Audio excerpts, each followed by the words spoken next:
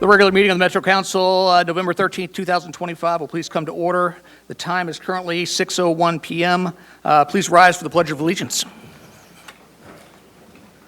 Pledge allegiance to the flag of the United States of America and to the republic for which it stands, one nation, under God, indivisible, with liberty and justice for all.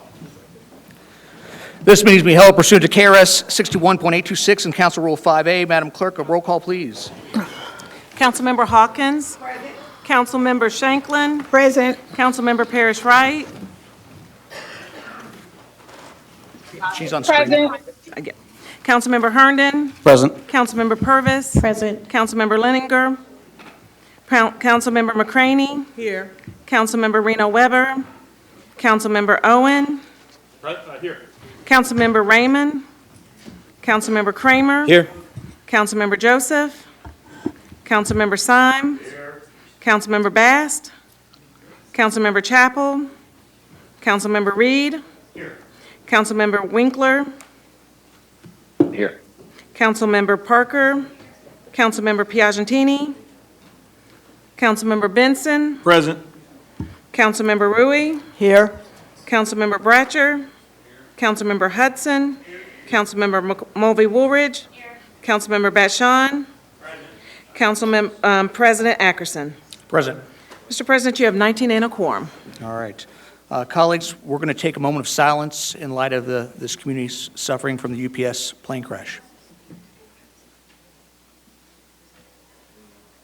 Kevin, we're having a moment of silence for the UPS plane crash, please.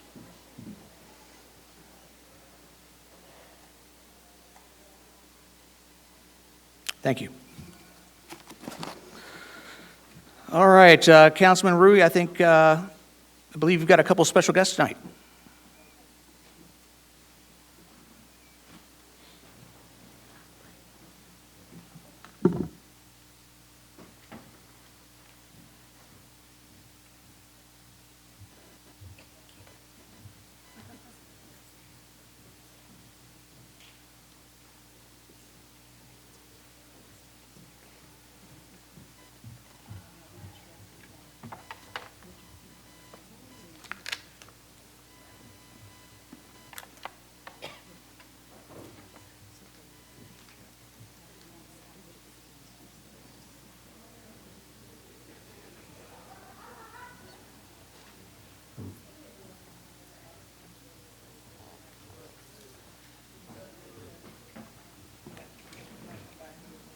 Councilman Herndon, I think you've got a guest tonight.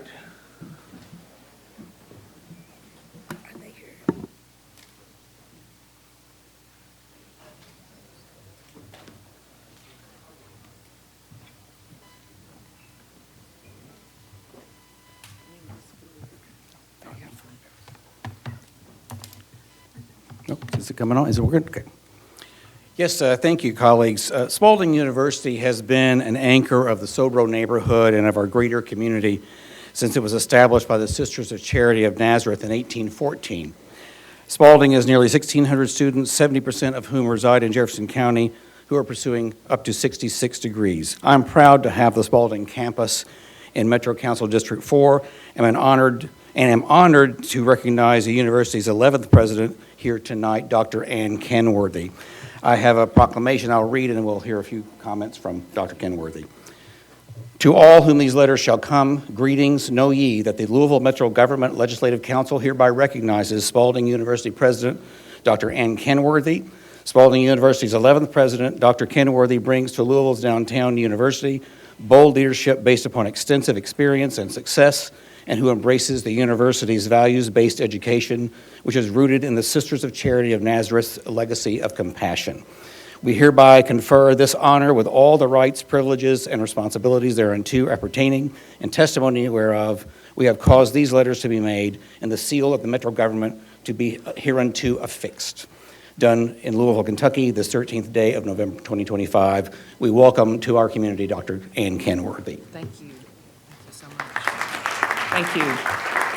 Thank you, Councilman Herndon, and also the entire Metro Council. I just want you to know, I moved to Louisville just right at a year ago, and I have to tell you, and I'm a former Memphian, and you know that Louisville-Memphis thing, but I got to tell you, Louisville, I have just been in awe of how gracious and welcoming this community has been.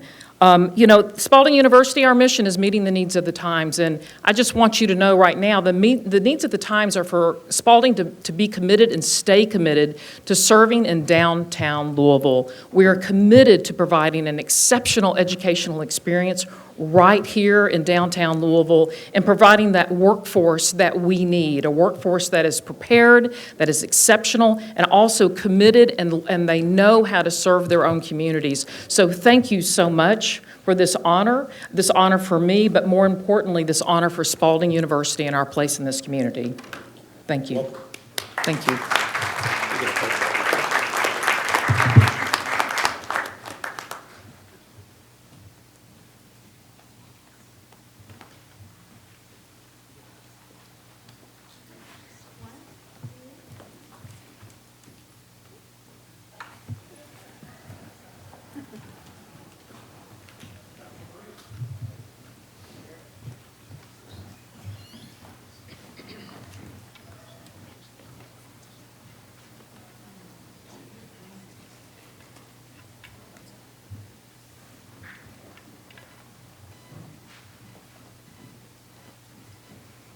Okay, first of all, apologies to my colleagues. I couldn't find the note I was looking for, but I have found it, and I would like to recognize Officer Kenneth Allen and Officer Jeffrey Emmerich and Sergeant Pamela Oberhausen, who was not able to be here tonight. Come on up, guys.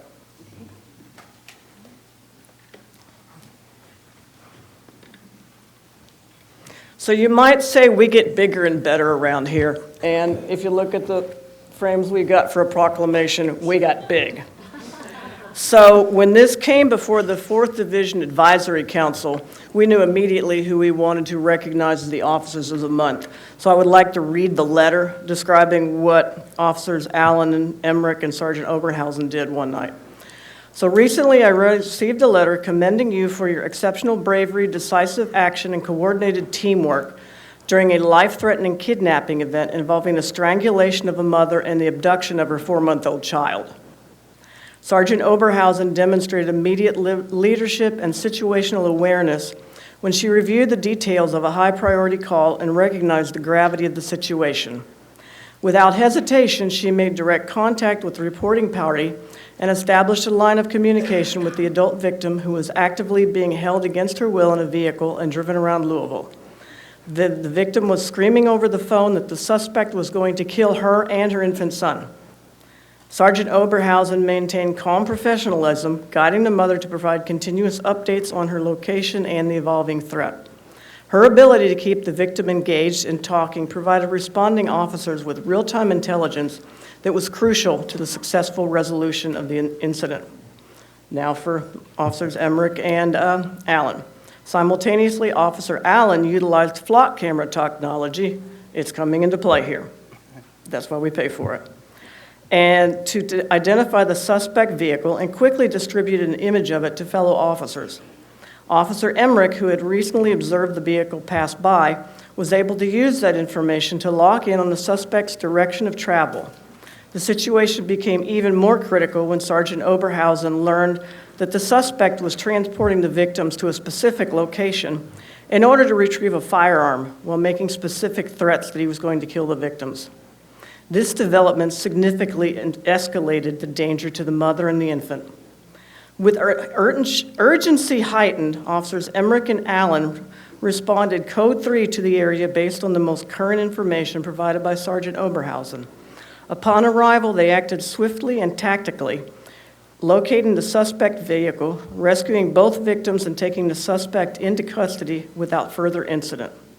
The listed officers performed a heroic act that resulted in saving the lives of a young mother and her 4-month-old child, preventing a heinous crime and apprehending the suspect. Now, when I talked to Major Lewis of the 4th Division, he said, oh yeah, this is what they do every day. So think about that as we discuss the needs of LMPD and the service that they provide to their community. So thank you, gentlemen. Now I'm going to read one of these. They're big. So, this is Officer Kenneth Allen, and then the other one goes to Officer Emmerich. To all whom these letters shall come, greetings. Know you that the Louisville Metro Council, in spirit of deep gratitude, honors Officer Kenneth Allen, whereas in honor of his exceptional leadership, dedication to justice, and servitude as an officer in the 4th Division Louisville Metro Police Department, whereas Officer Kenneth Allen of Louisville Metro Police Department demonstrated exceptional initiative, technical skill, and dedication during a life-threatening kidnapping event on August 7, 2025. Whereas Officer Allen utilized advanced flock camera technology to swiftly identify the suspect vehicle involved in the abduction of a mother and her 4-month-old child, providing critical intelligence that enabled officers to track and intercept the suspect. His rapid response and coordination with fellow officers directly contributed to the safe rescue of both victims and the apprehension of the suspect without further harm. Whereas Officer Allen's actions exemplified the values of courage, teamwork, and commitment to public safety, reflecting great credit upon himself and Louisville Metro Police Department. Whereas for being a dedicated and civic-minded community servant who has demonstrated exceptional bravery, strengthening his community, and exemplifying compassion and service to others, Officer Kenneth Allen is deserving the highest recognition of praise. We hereby confer the title of Distinguished Citizen. Now therefore be it resolved that we, the community of Metro Louisville, hereby confer and pay tribute by way of this proclamation with all rights, privileges, and responsibilities thereunto appertaining. In testimony, we have caused these letters to be made and the seal of the Metro government to be hereunto affixed. Done in Louisville Metro City Hall, within the Commonwealth of Kentucky. Forgive the date, this was done a while back, we're just now able to get them in here. This 25th day of September 2025. Thank you.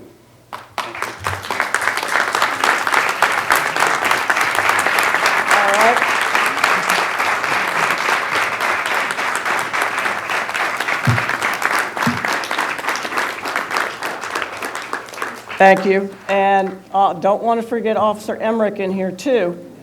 Because of his swift action, he was able to prevent this heinous act from occurring also. So thank you, Officer Emmerich. Okay. Now, you get to come up and get pictures.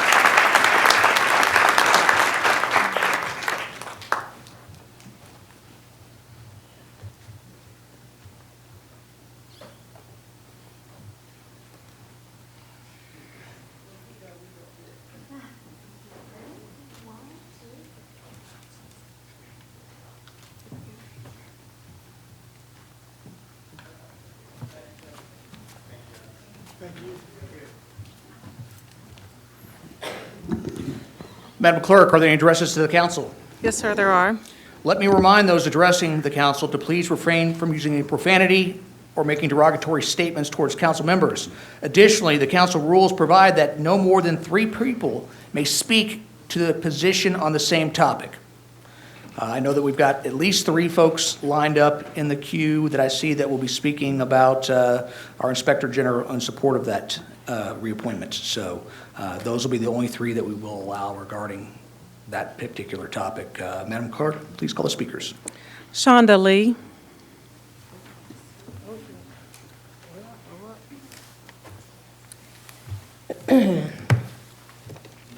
My name is Shonda Lee, and I live in District 14, currently fighting some charges for disorderly conduct when my music was playing too loud. I'm going to say this plain, because I know some of y'all don't listen too well unless your power is challenged.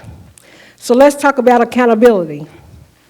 This vote 6 right here, Metro Council decides this.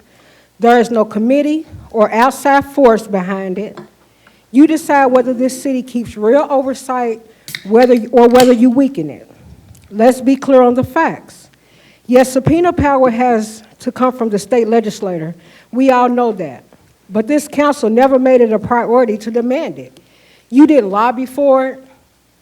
You didn't stand publicly for it.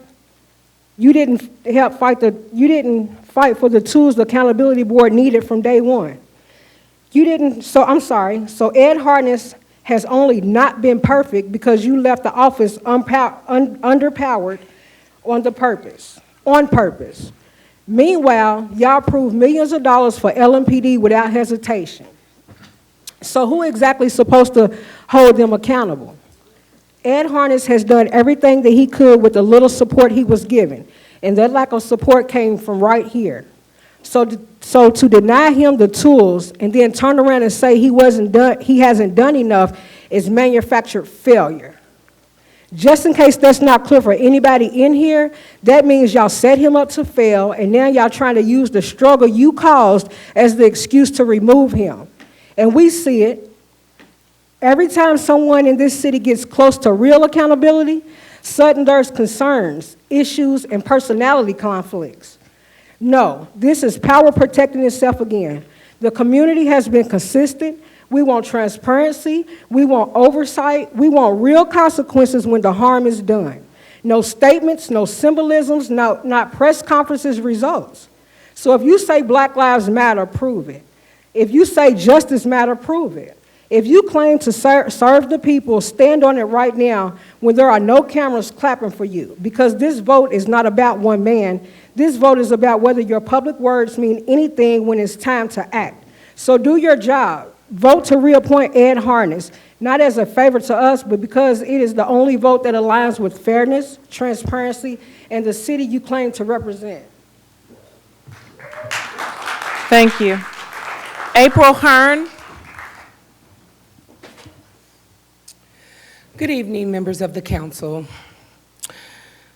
I stand before you tonight to voice my strong support for the reappointment of Ed Harness as the Inspector General for our city. The work of the Inspector General is fundamentally about people power. The work of the Inspector General, every investigation, every finding, and every recommendation issued by the OIG, it is a step towards making our government more responsive and more accountable to the citizens that it serves. We want to empower our citizens.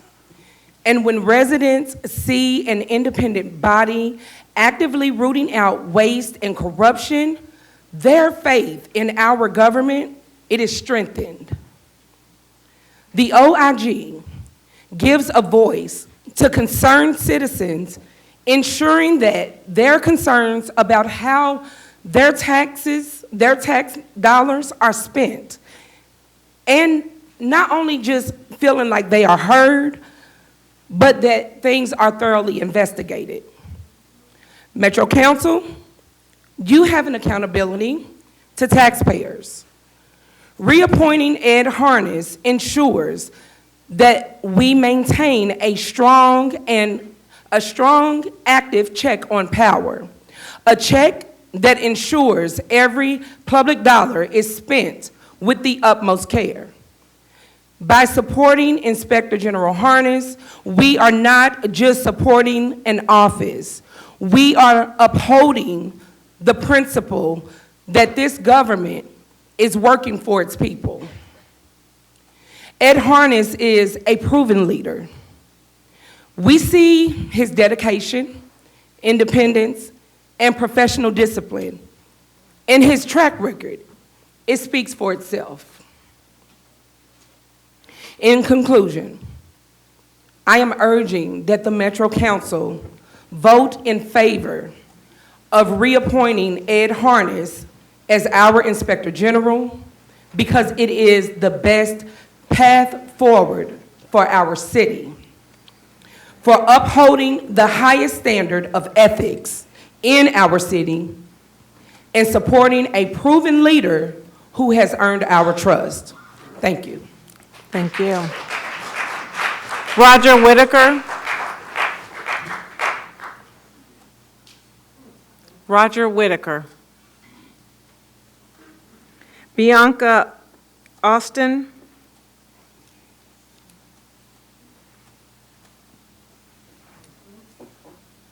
Good evening, council members. Excuse me, I have to read from my phone tonight because I really would like to stick to the subject. My name is Bianca Austin. I'm the co-founder of a nonprofit, Families United. It's a national nonprofit. We travel across the country standing in solidarity for impacted families of police brutality.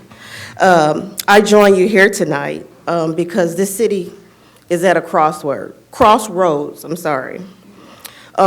one where trust, transparency, and transformation truly matters. The decision you make tonight to reappoint Inspector Ed Harness is not just a procedural vote. It's a vote whether Louisville keeps its promise to the community, keeps its promise to the community who's been doing the work tirelessly.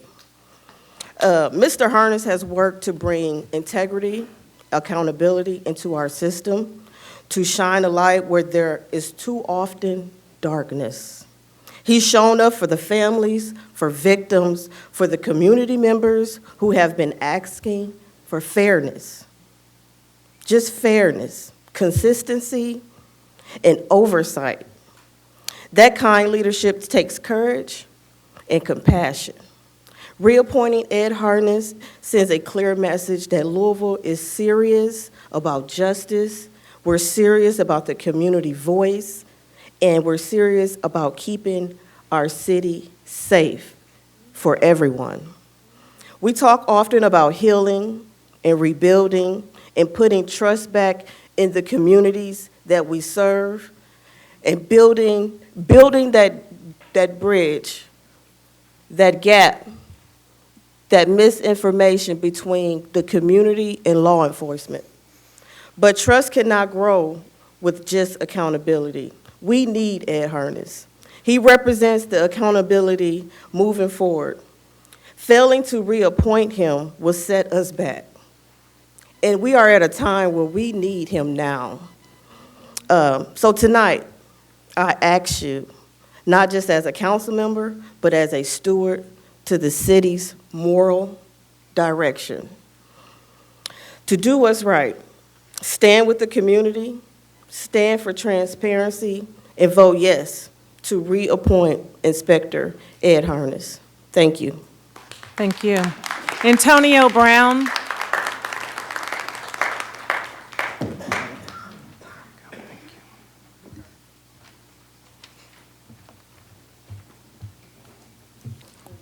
How y'all doing?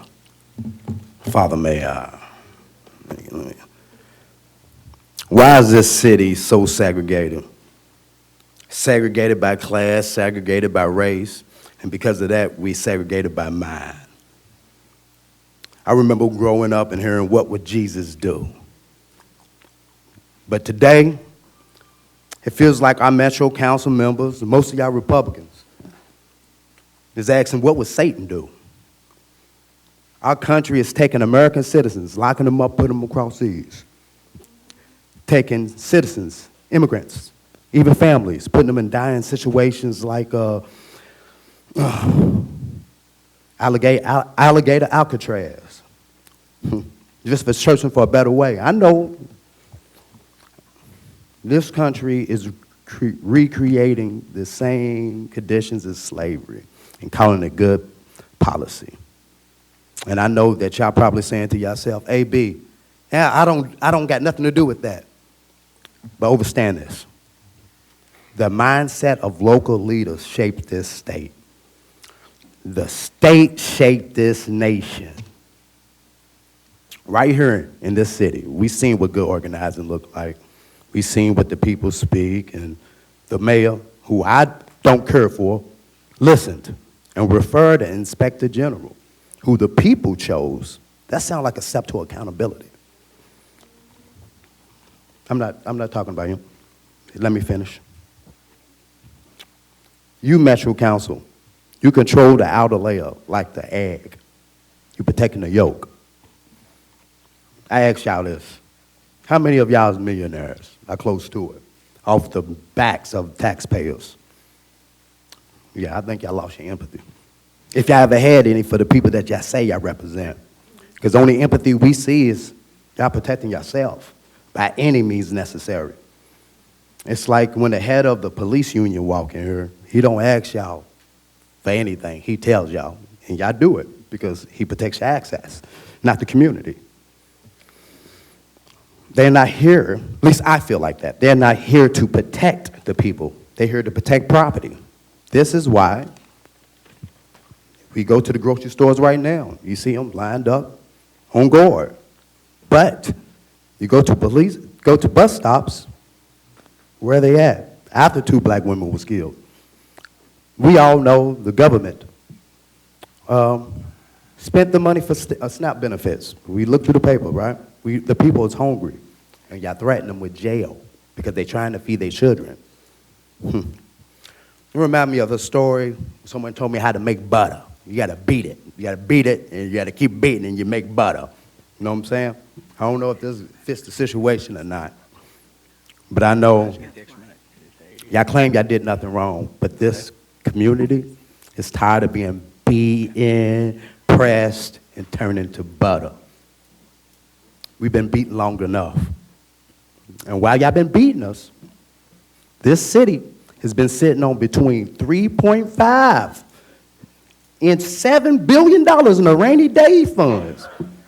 If y'all had windows right now, y'all see it's raining right now. All power to the people. Thank you. Thank you. Denise Logston.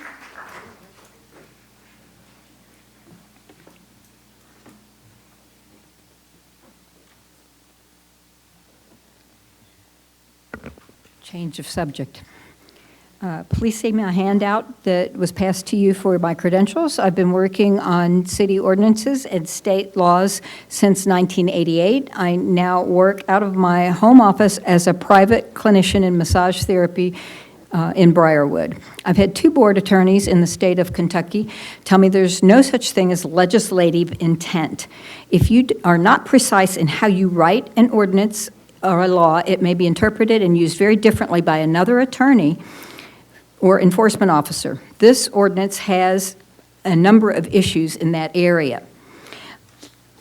Massage therapists licensed by the Kentucky Board of Licensure for Massage Therapy undergo rigorous testing, fingerprinting, a thorough background check, a thorough review of their transcripts, and the credentials of the school they attended for massage training before they're licensed. We're required to practice according to a very strict code of ethics and standards of practice. Violations can and have resulted in the loss of license, which is reported to a national regulatory board's database for reference by other boards.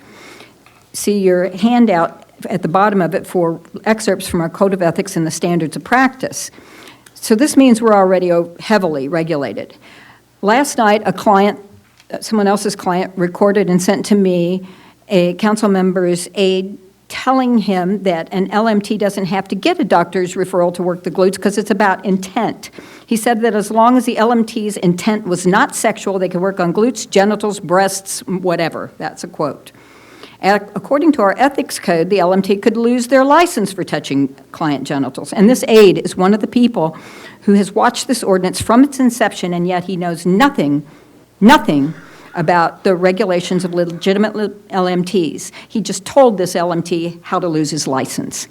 There are other pitfalls in this language of this ordinance, too many to touch on right now. So please do not adopt this ordinance tonight. If you insist on adopting this ordinance, please adopt the exemption wording I sent to you all on Tuesday night, Wednesday morning. Licensed massage therapists who are providing massage services in accordance with KRS 309-364, 350 to 364, and 201 KAR 42010 to 42110. These offices, salons, and clinics where they legally provide services shall not be considered massage facilities. The last sentence is necessary because the proposed ordinance defines massage facility as an establishment where any person performs or permits massage to be performed for compensation. That clearly defines any site where I've ever worked. So the legitimate massage business must be exempted. Remember, the LMT will be subject to action against their license if evidence of violation of our regulations are provided. I hope to work with Mr. Hudson and the other sponsors going forward to develop an ordinance that actually addresses human trafficking crimes, prostitution, and solicitation. More cities across the country are enacting real penalties for the Madam- rapists who pay Madam- for the trafficked use Madam, of women. Your 3 minutes has expired. Please wrap it up. Most city ordinances now address these problems without using the word massage, calling the crimes what they are: trafficking, prostitution, and solicitation. Use of the words massage endangers the LMT when a confused man decides that we We appreciate you coming out. but you- might use the same word, and he might get some here. Thank you. Thank you. Thank you. Elizabeth That's not my phone. Rackley.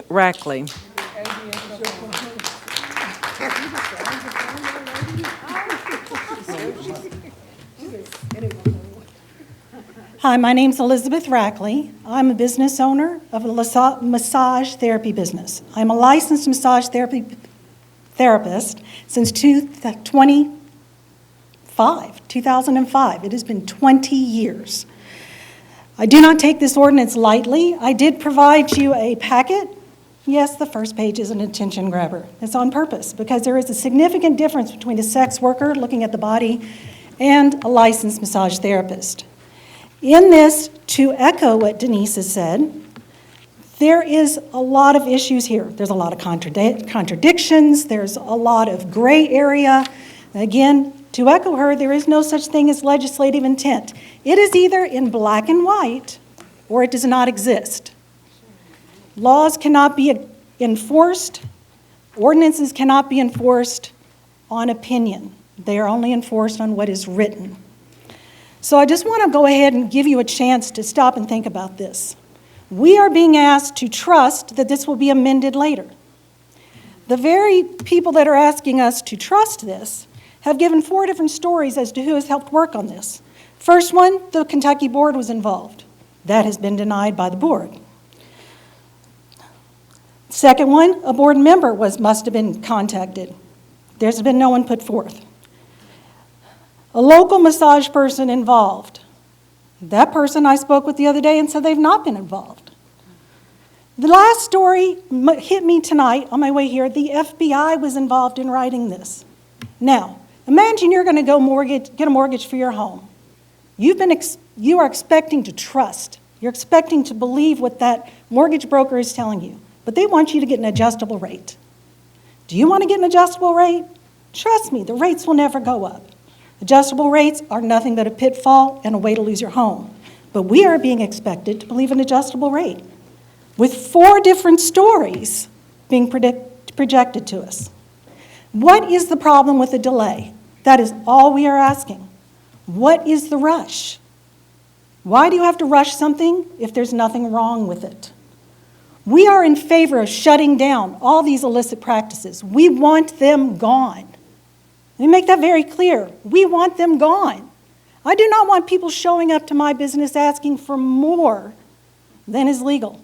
I don't want anything to do with it, and I don't want any of my therapists to have anything to do with it.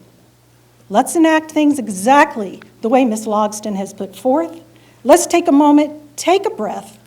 Let's work together with actual people and not imagined stories. Let's work together. We are not at odds. You want what's best for our community. We want what's best for our community. This is not a fight. This is just a request to take a moment, just a moment, and let's do it right. Let's not leave it open for interpretation. Let's not put our therapists at risk. Let's work together. Thank you. Thank you. Jeff Yoakum.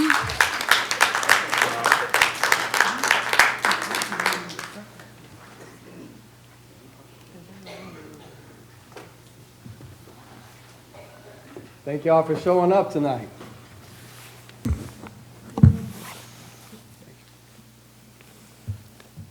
Here we go. I wear this hat and the Punisher logo in memory of Chris Kyle. That's my brother and my hero. I will not take it off for no one other than where I deem necessary. Members of Metro Council, fellow Lavillians, and proud patriots of this great city, today I stand before you not as a lifelong citizen and veteran, but as a servant of we the people who built this place that we call home. First and foremost, I want to say a thank you, a heartfelt thank you to the 50,000 veterans who call Louisville home. Brave men and women who have stood in the breach for these freedoms, from the fields of Europe to the jungles of Vietnam and the sands of the Middle East. Their sacrifices echo in every single district of this city. And to those right here among us on this council who have donned that uniform, Kevin Bratcher, Betsy Rui, Anthony Piantini. Yeah, I nailed it. I'm sorry. Let me get back here. Thank you guys for your service. You remind us that true strength is forged in duty, not debates. But my gratitude extends beyond the wars to all of the patriots in the 26 districts who show up for the smaller communities, the volunteers that are stocking the pantries, those mentoring kids, and the families that fly the American flag.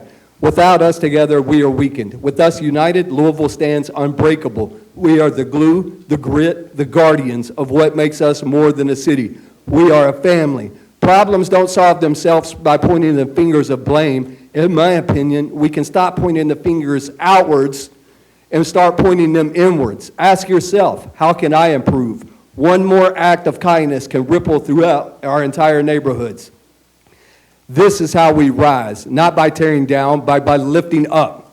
I look forward to continuing to serve the people of this great city. Louisville isn't perfect, but it's ours. And together with the spirit of our veterans and patriots leading the way, we can make it even a better place. A special thank you to LMPD, the Sheriff's Office, and our state troopers. Thank you for your service. God bless all of you. God bless those serving and protecting us, my friends that are deployed right now. 10 years of VFW service to this community. People say, who are you? Well, now you know. So thank you to LMPD, the sheriffs, and the state troopers. Thank you for your service. God bless all of you, and God bless Louisville. Thank you. Galen Zavala Sherby.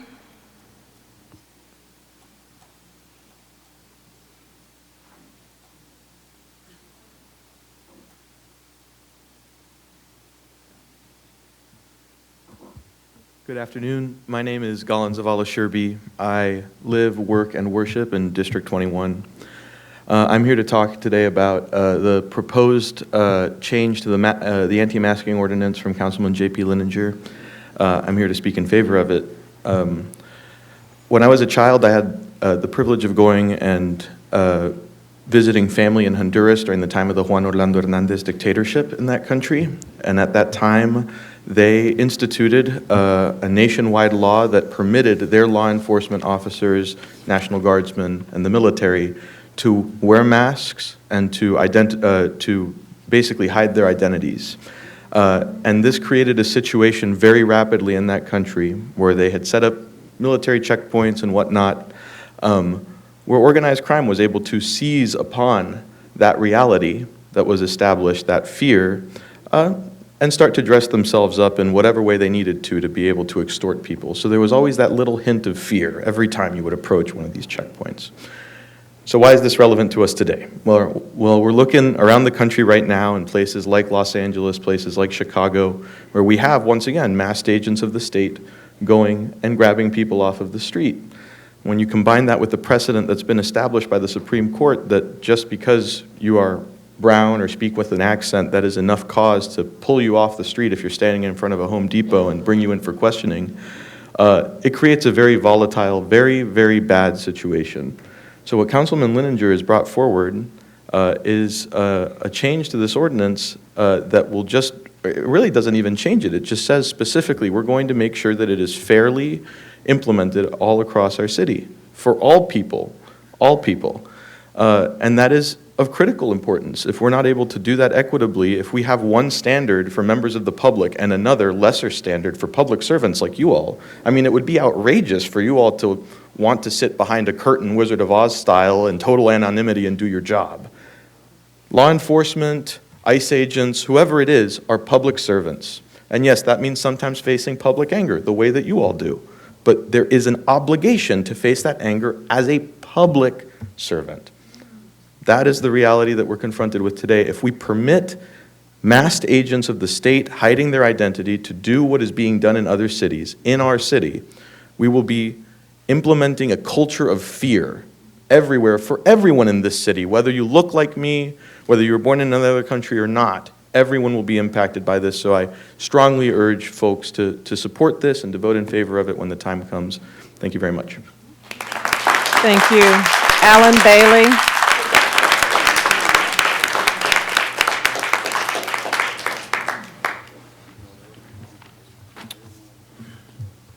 My name is Alan Bailey. I was a staff sergeant in the Army for about 11 years. About 2 of those years were spent in an actual war zone at actual war.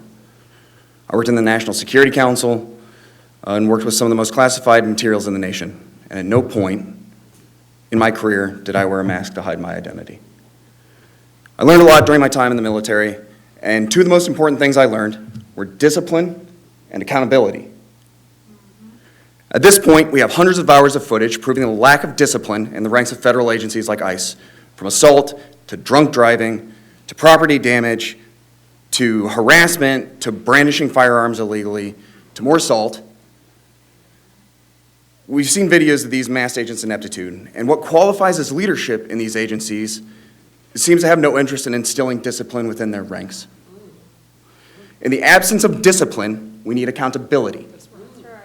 We need to know who these people are, we need to know what they look like, and we need to know what they're doing at all times. That means taking the masks off. It would seem to me that these same mass belligerents that need to hide when they are running around acting as if Louisville, Kentucky, in these United States, is a war zone Monday through Friday, terrorizing our community, and then spending weekends partying on Whiskey Row, because Louisville, Kentucky, in these United States, is in fact not a war zone. And our immigrant community presents no credible threat. And in fact, the only credible threat that I've seen comes from unaccountable public servants who use tax dollars to try to reenact what they've seen on TV.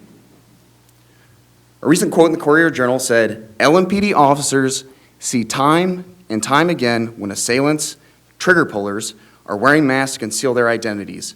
And we see it too. They travel in white Suburbans, armed to the teeth, to harass our neighbors and friends and violate citizens' Fourth Amendment rights." If the original statement is true, then the law must be enforced evenly across the city. If we are subject to this ordinance, everyone is subject to this ordinance. And if any of these people want to see what an actual war zone looks like, I'm more than happy to drive down with them to Outer Loop, and we can get them signed up. In the absence of discipline, we need accountability. Every city council member should be voting yes to the mask ordinance. Take the masks off. Thank you. Thank you. Mr. President, that concludes the addresses to council. Next, we have the approval of the council minutes for the regular meeting of October 30th, 2025. Are there any corrections or deletions? Motion. The items brought before us, all those in favor say aye. Aye. Any in opposition? In opposition, those minutes are approved. Next, we have approval of the following committee minutes, all in 2025. The regular committee of the whole, October 30th. The regular planning and zoning, November 4th. The regular labor economic development, November 4th. The regular public works, November 4th. The regular government oversight audit and appointments, November 4th. The regular equity, community affairs, housing, health, and education, November 5th. The regular appropriations, November 5th. The regular public safety, November 5th. The regular ad hoc committee on efficiencies of boards and commissions, November 5th. The regular parks and sustainability, November 6th. The regular budget, November 6th. The special ad hoc committee on efficiencies of boards and commissions, November 11th. Are there corrections or deletions? No corrections or deletions. I've heard a motion. I've heard a second. It's before us. All those in favor say aye. Aye. Any in opposition? These minutes are approved as written. Madam Clerk, do we have any communications to the council? Yes, sir, we do. Please read those in the record. Dear President Ackerson, in accordance with the Hazardous Materials Ordinance Appeals and Overseers Board, I am reappointing the following: Corrine Greenberg, reappointment term expires December 31st, 2029. Cheryl Fisher, a reappointment term expires November the 1st, 2029. This to be read into the record only. Metro Council approval of these reappointments is not required. Sincerely, Craig Greenberg, Mayor. Dear President Ackerson, I am appointing and reappointing the following to the Kentucky Science Center: David Tandy, a reappointment term expires June the 30th, 2026. Keith Curtis, a reappointment term expires June 30th, 2027. Sandra Baker, a reappointment term expires June the 30th, 2028. William Compton, a reappointment term expires June the 30th, 2028. Kristen Cook, a reappointment term expires June 30th, 2028. Ron Vandahar, a reappointment term expires June the 30th, 2028. Andrea Wilson, a reappointment term expires June the 30th, 2028. Daniel Hawk, a new appointment term expires June the 30th, 2028. Brett Norton, a new appointment term expires June the 30th, 2028. Norman C. Wright III, new appointment term expires June the 30th, 2028. William Sutter, a new appointment term expires June 30th, 2028. Ashley Taylor, a new appointment term expires June 30th, 2028. Marty Walsh, a new appointment term expires June the 30th, 2028. This is to be read into the record only. Metro Council approval of these appointments is not required. Sincerely, Craig Greenberg, Mayor. Dear President Ackerson, in accordance with the Health and the Board of Health ordinance, I'm reappointing the following: Patricia Batista Severa, a reappointment term expires July the 31st, 2028. Your prompt action on this reappointment is most appreciated. Sincerely, Craig Greenberg, Mayor. Dear President Ackerson, in accordance with the Human Relations Advocacy Board ordinance, I'm reappointing the following: Yolanda Reed, a reappointment term expires September the 30th, 2028. Your prompt action on this reappointment is most appreciated. Sincerely, Craig Greenberg, Mayor. Dear President Ackerson, in accordance with the Human Relations Commission Enforcement Board ordinance, I am reappointing the following: Maurice Sweeney, a reappointment term expires September the 30th, 2028. Your prompt action on this reappointment is most appreciated. Sincerely, Craig Greenberg, Mayor. Dear President Ackerson, in accordance with the ordinance, I'm reappointing the following to the Planning Commission: Mark Benitez, a reappointment term expires October the 1st, 2028. Your prompt action on this reappointment is most appreciated. Sincerely, Craig Greenberg, Mayor. Read in full. Those appointments needing council approval will be forwarded to the Government Oversight and Audit Committee. The next order of business will be the consent calendar. The consent calendar comprises of items 23 through 40. Are there any additions or deletions? President Ackerson, I would like to request that item 47 be moved from old business to the consent calendar. It was on old business because it came out of planning and zoning with a present vote, so it was put on old business. The council member who voted present requested that we move it to the consent calendar, and I agreed and would like to request that we do that. Thank you. Is there any objection to that? Hearing no objection, Madam Clerk, would you please do that? Yes, sir. Madam Clerk, a second reading of those items. The following legislation was forwarded from the Appropriations Committee. Item 23, an ordinance appropriating $10,000 from District 9 Neighborhood Development Funds through the Office of Management and Budget to Trees Louisville, Inc. for tree canopy improvement projects along Frankfort Avenue. The following legislation was forwarded from the Budget Committee. Item 24, an ordinance amending ordinance number 091, Series 2025, relating to the fiscal year 2025-2026 operating budget by changing the language associated with the improvements to the Valley Station baseball field and Prairie Village baseball field. Item 25, an ordinance amending ordinance number 072, Series 2020, relating to the fiscal year 2020-2021 capital budget, and ordinance number 092, Series 2025, relating to the fiscal year 2025-2026 capital budget by transferring funds between projects and establishing a new project. Item 26, an ordinance amending Louisville Metro Code of Ordinances, LMCO, Sections 32.129 and 32.140 regarding the Louisville Police Retirements Fund. Item 27, an ordinance amending the Louisville Metro Code of Ordinances, LMCO, Sections 32.168 and 32.170 regarding the Louisville Firefighters Pension Fund. Item 28, a resolution determining real property located at 209 North English Station Road as surplus and not needed for the governmental purposes of Metro government and authorizing its transfers. The following legislation was forwarded from the Equity, Community Affairs, Housing, Health, and Education Committee. Item 29, a resolution honoring Mary Lee and George Fisher by rededicating the corner of East Witherspoon Street and North Floyd Street as Mary Lee and George Fisher Way in their honor. The following legislation was forwarded from the Government Oversight and Appointments Committee. Item 30, a reappointment of Jasmine Tate to the Nulu Review Overlay District Committee. Term expires February 26, 2028. Item 31, appointment of Caitlin Meinhardt to the Nulu Review Overlay District Committee. Term expires February 26, 2028. Item 32, a reappointment of Naomi Rose Pauline to the Revenue Commission. Term expires October the 1st, 2028. Item 33, appointment of Stephanie Minor to the Revenue Commission. Term expires October the 1st, 2028. The following legislation was forwarded from the Labor Economic Development Committee. Item 34, a resolution determining certain property at 4711, 4713, and 4715 Park Boulevard as surplus and not needed for a governmental purpose and authorizing its transfer. Item 35, a resolution pursuant to the capital and operating budget ordinances approving the appropriation to fund the following non-competitively negotiated sole source contract for Louisville Metro Department of Health, Public Health and Wellness to purchase Pack and Plays Safe Sleep Kits, Cribs for Kids, $55,000. The following legislation was forwarded from Parks and Sustainability Committee. Item 36, an ordinance amending the Louisville Jefferson County Metro Government Code of Ordinances, LMCO, Section 42.31 to prohibit overnight parking in metro parks. Item 37, a resolution authorizing the mayor to accept a cash donation in the amount of $211,581.35 as beneficiary to two annuities belonging to the Ronald to be administered by the Department of Parks and Recreation. The following legislation was forwarded from Planning and Zoning Committee. Item 38, an ordinance amending sections 1.2.2, 2.4.5, and 4.2.29 of the Louisville Metro Land Development Code regarding freestanding birthing facilities, case number 25 LDC 0007.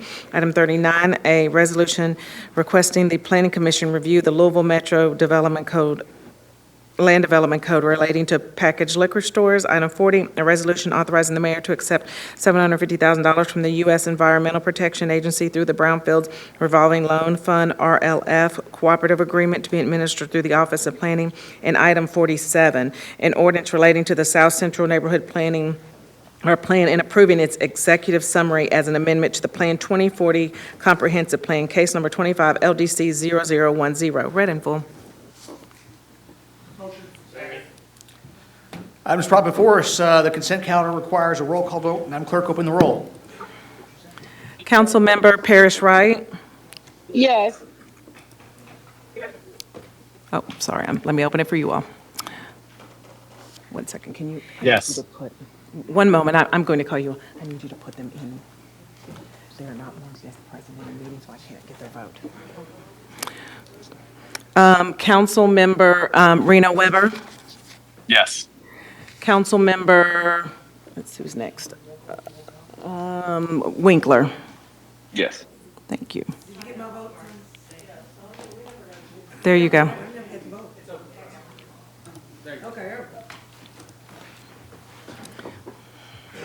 Make sure they're all 26 present, thanks. Councilmember Reed. Oh, thank you, sir. And President Ackerson.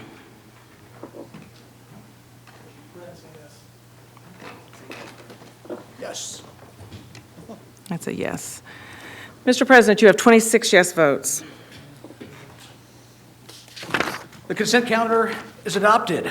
The next item of business is special legislation pursuant to Metro Council Rule 7.01B. Item 41 is an administrative function of the council permitting this item to be introduced and voted upon at the same council meeting. It's our council calendar for next year, folks. Okay? Madam Clerk, a reading of item 41? Thank you. A resolution approving the schedule of the regular meetings of the Legislative Council of the Louisville Jefferson County Metro Government Council for the calendar year 2026. Read in full. Items properly before us. Any discussion on it? Hearing none, this is an item that requires a voice vote. All those in favor say aye. Aye. Any in opposition? Hearing no opposition, the resolution is adopted. The next item of business will be old business. Madam Clerk, a reading of item number 42, please. A resolution approving the reappointment of Ed Harness as the Inspector General of Louisville Jefferson County Metro Government. Read in full. The item's probably before us. This came out of Councilwoman Purvis's committee, I believe. Thank you, Mr. President. It was voted on in the last Government Oversight Accountability Committee meeting, and the votes were 5-4, with the majority voting no to reinstate Mr. Harness.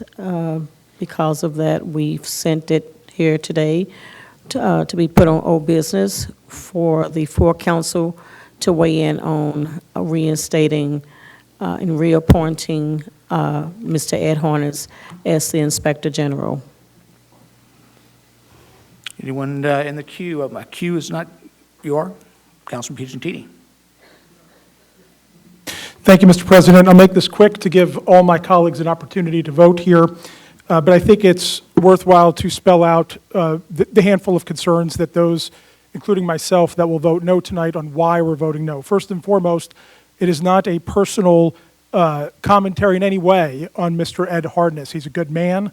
I wish him well in the outcome of the vote here, and I assume we'll continue to work together if he's reelected or reappointed.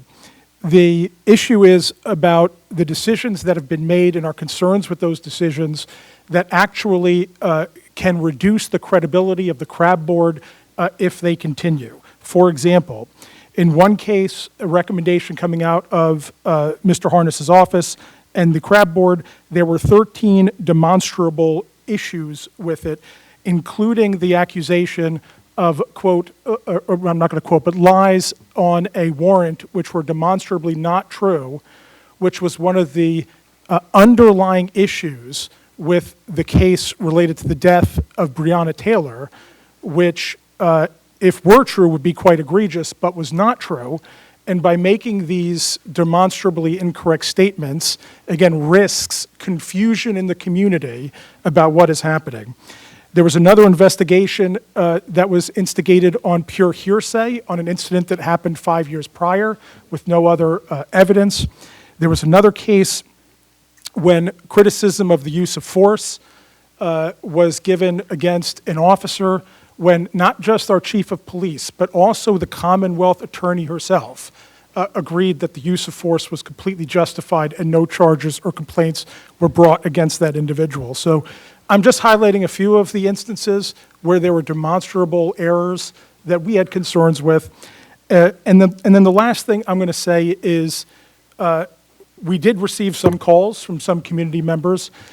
In many, I'm not going to say all, but in many of the cases, these were folks that were openly antagonistic toward law enforcement in a public manner, not folks that seemed to want to bring together both the community and law enforcement, which again gives us concern about who is supporting Mr. Harness's renomination.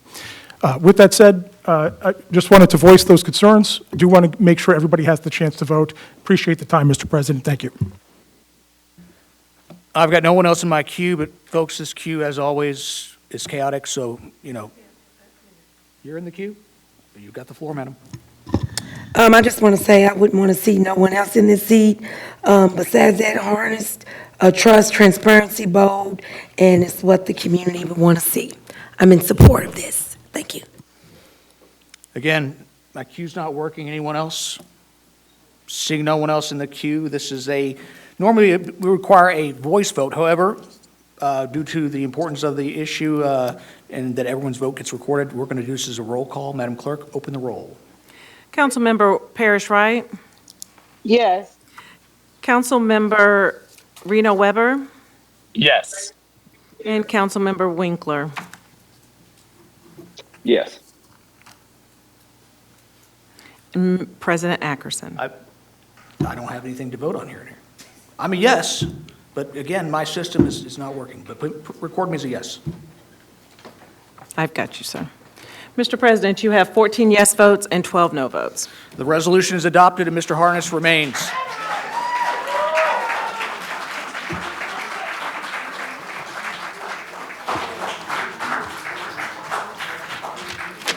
Madam Clerk, a reading of item number 43.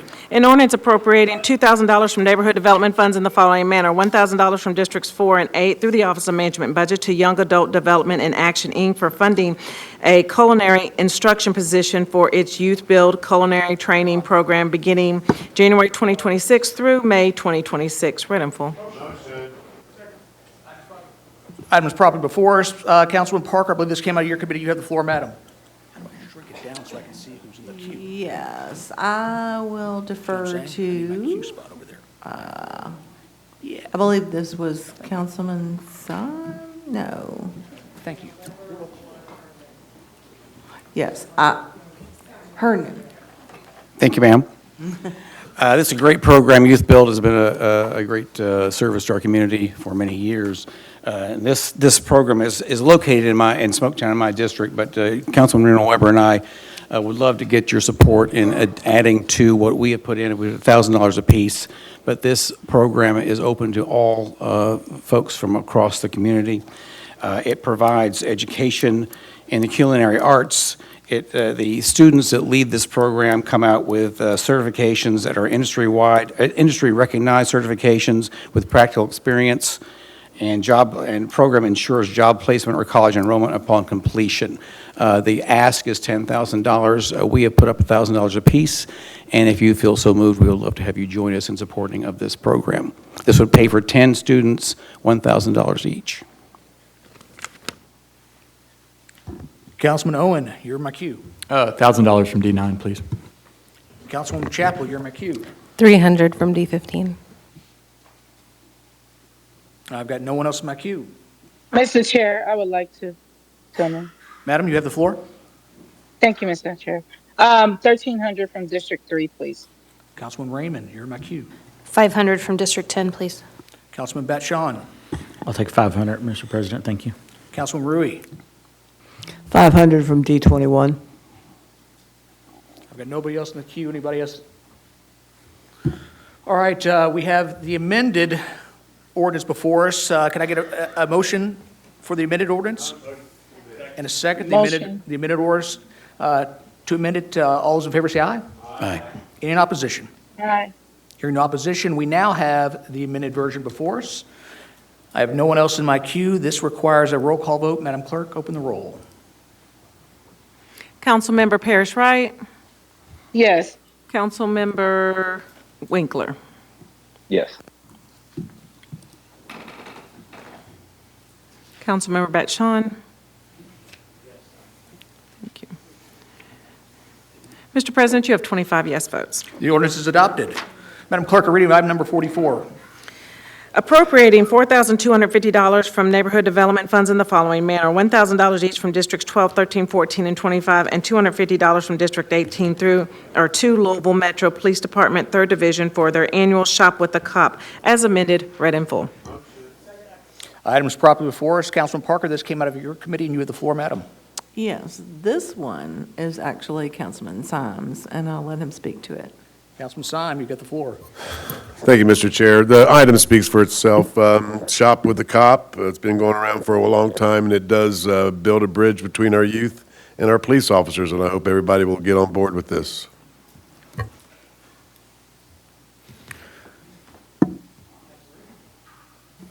I have included parts of District 3, Division 3 in my district, and I would like to add $500. With that being said, we are $250 short of the total ask.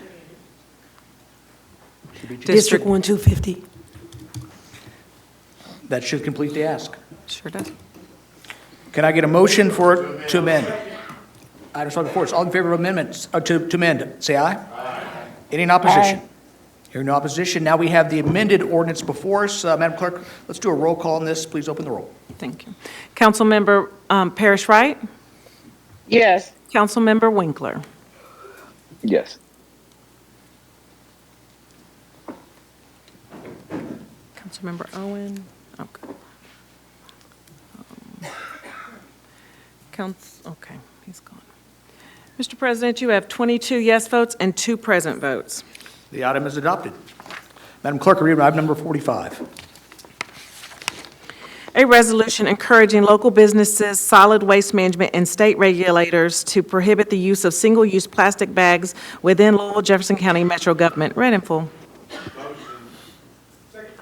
The item is properly before us. Let's see here. Councilman Sean, this came out of your committee. You've got the floor, sir. Thank you, Mr. President. This is a encouragement to ban plastic bags, single-use plastic bags. This was a piece of legislation by Councilman J.P. Leninger. I guess I'm going to turn it over to him, and then. Councilman Leninger, you have the floor, sir. Yes, thank you, Mr. Chair. Thank you, Mr. President. This is a resolution that encourages the Chamber of Commerce to encourage their members to reduce the waste of plastic bags, single-use plastic bags, and encourages the 109 Board to look into reducing single-use plastic bag waste in Louisville.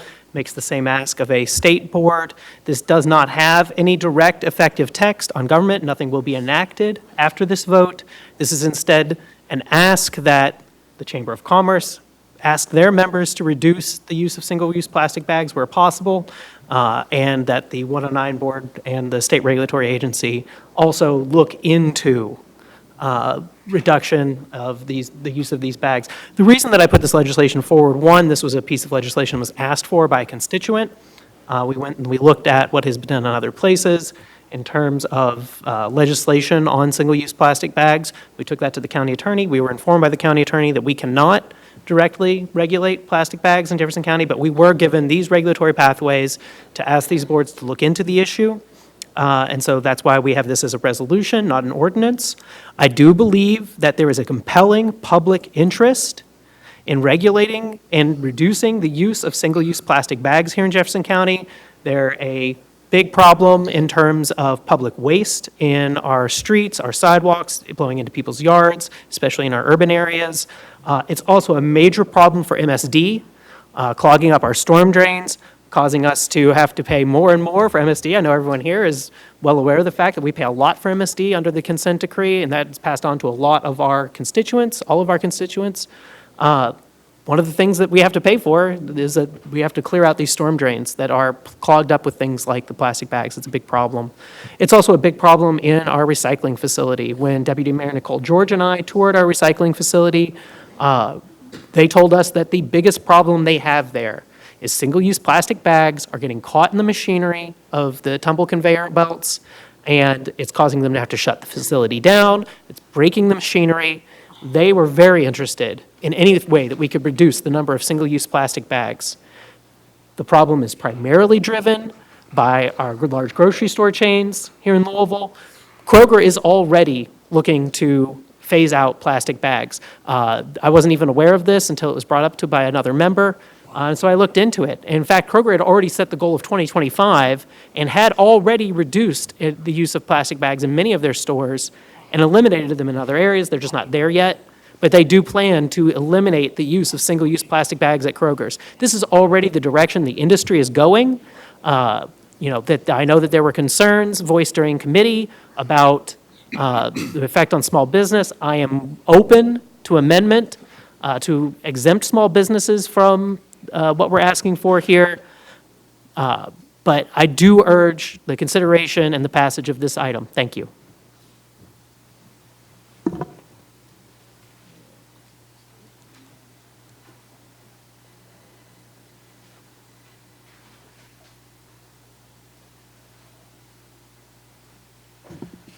Councilman Batshon, or Councilwoman McCraney, you're next in my queue, and you've got the floor, madam.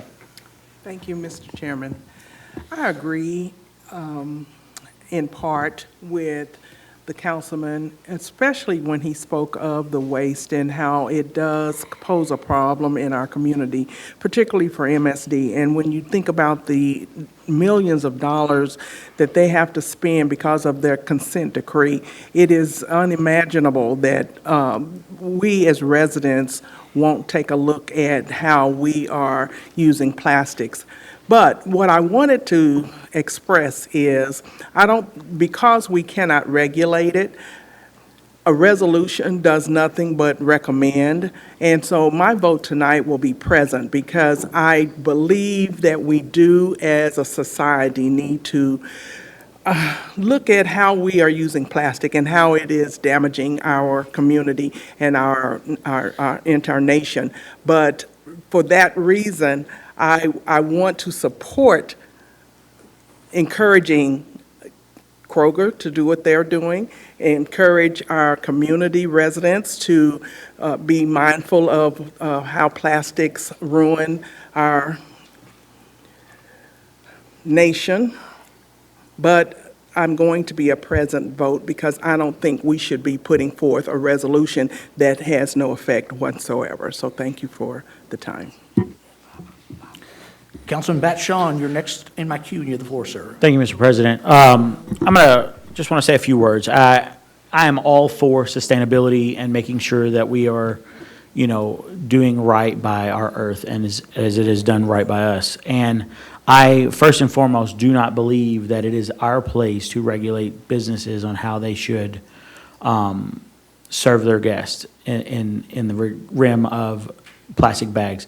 As we have noticed that Kroger's and industry is moving in that direction, there's no sense in us trying to regulate that or do it as a policy. As bans on plastic use gain traction, one thing is clear: the cost is switching to paper or reusable will be passed on to the consumers. Paper bags cost 2 to 5 times more to produce than plastic. Retailers often offset this by charging per bag or adjusting the prices. Consumers pay 5 to 25 cents per paper bag at checkout, depending on the local policies. Reusable bags have a higher upfront cost and only become cost-effective after repeated use. Operational cost increases businesses due to the increases for businesses due to the bulkier packaging, heavier shipping, and supply chain changes. This shift affects households, budgets, especially today in a time of need. Shopping habits, many business margins, whether or not a policy is popular, the financial impact is real, and it lands directly on the consumer. This legislation resolution hits working families first and hardest. It drives up prices, strips away convenience, and creates confusion at checkout. Without offering real alternatives, it shifts the burden onto the consumers, who are already stretched very, very thin, forcing them to pay more for less. And that's not reform. It's designed as a penalty for policy. We owe our residents better than a mandate that punishes them for trying to get by. That's why I'm asking for your support on voting no on this resolution. Let's stand with the people who feel the impact first. Thank you. Councilman Piagentini, you're next in my queue, and you have the floor, sir. Thank you. Echo what my colleague said. Just want to add a few points. Number one, there are requested mandates in here. This is not simply we request that businesses look toward more sustainability and all of that, and we've approved ordinances or resolutions like that in the past. I will read Section 2. Encourages the Waste Management District Board to implement a program to reduce the waste of single-use plastic bags by banning their use. We are asking the 109 Board to actually ban it, period. They make that decision, that's it. And all these businesses have to implement it without a plan. I have firmly voted against, I would encourage my colleagues to continue to vote against, ways to, that, resolutions or ordinances that create these requirements without any plan of what the cost looks like, what the transition looks like, the issues that my colleague pointed out. And it's not just the 109 Board. For the Kentucky Cabinet for Energy, Environment, Division of Waste Management, it says, quote, to propagate regulations and rules that ban the use of single-use plastic bags. It does not say to plan for how to phase them out. It does not say anything like that. It says they should create rules to ban it. And there's no way I can come by and support that. And I want to be clear about who this is going to impact.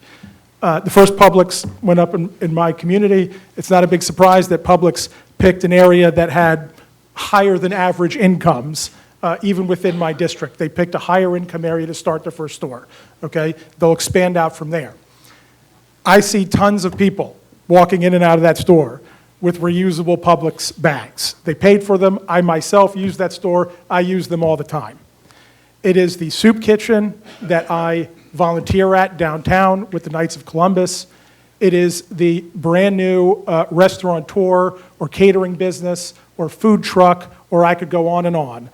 And even if we tried to implement some minor exemptions for a small business or something like that, how do you define it? What other exemptions need to exist? The list of exemptions would be so crazy as to eliminate the actual impact that is desired for here. I do encourage the city to work with local grocery stores to see about increasing sustainability and reducing waste. That's a laudable goal, just like energy sustainability. But creating artificial goals and artificial mandates do nothing but artificially increase cost to working and class and poorer families in our community. And I would encourage you to vote against it because of that. Thank you. Councilwoman Rui, you're next in my queue, and you have the floor, madam. Thank you very much. So I will always stand for protecting our environment first. And I can say that Aldi's does not give out plastic bags. Costco doesn't. I don't think Sam's Clubs does. You're expected to bag your own stuff. You bring your own bag, and people don't have a problem with it. It is a change in our behavior. It's not the way we've always done it, but it is something that people are willing to do if they are given the appropriate nudge to do that. I would rather not use regulation, but I have not seen us moving anywhere towards where we need to be with this, and I am in support of the resolution, and I know we need to see something done. I've spent too many days picking up plastic bags on the ground. They all wind up in our waterways, they wind up in our sewer systems, they wind up in our oceans. There is no way. They're still out there. We need to put a stop to it. Thank you. Councilwoman Purvis, you're next in my queue. You have the floor, madam. Thank you, Mr. President. I'd like to make a motion to call the question, please. If I may, just because I'm the next one, I just need to clarify a misstatement that I made. Excuse me. I recall about a month or two ago, you wouldn't let me clarify my vote. Fair enough. It's a motion. I would say that it's going to take a motion. I'm not in the queue, but I was going to relieve the chair and speak to this. But, does someone want to second her motion to call the question? Second. Okay. We've got a motion to call the question. That's going to take 18 votes. All those in favor say aye. Aye. All those opposed? No. No. And the opinion of the chair, the noes have it. Councilman Piagentini, you're in my queue and you've got the floor. Thank you. My colleagues informed me that I may have misspoken at the end of my comments and encouraged passage of the resolution. If I said that, my apologies. I'm encouraging people to vote no on the resolution. I wasn't sure if I was clear. Thank you for bringing it to my attention. Sorry if I misspoke. My apologies. Madam Clerk, for the record, I am relieving the chair to the President Pro Tem. So noted.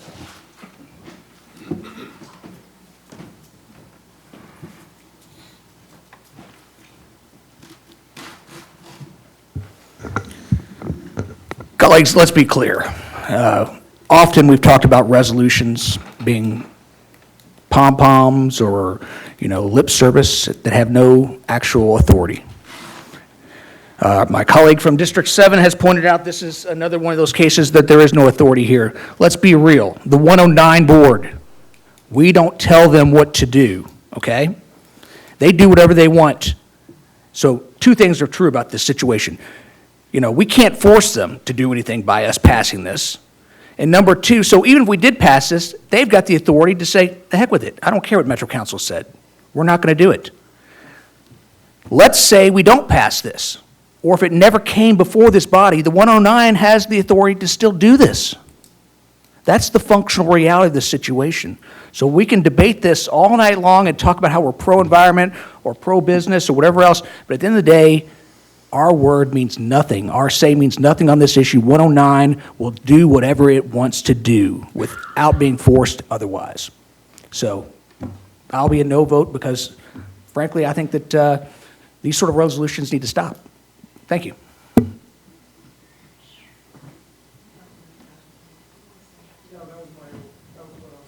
Madam Clerk, I'm taking the chair back. So noted. Councilman Lininger, you're next in my queue, and you've got the floor, sir. Thank you, Mr. President. I just want to say that I was really disappointed to learn that I had lost the support of Councilman Piagentini on this matter. I was really heartened to hear him change his mind over the course of debate.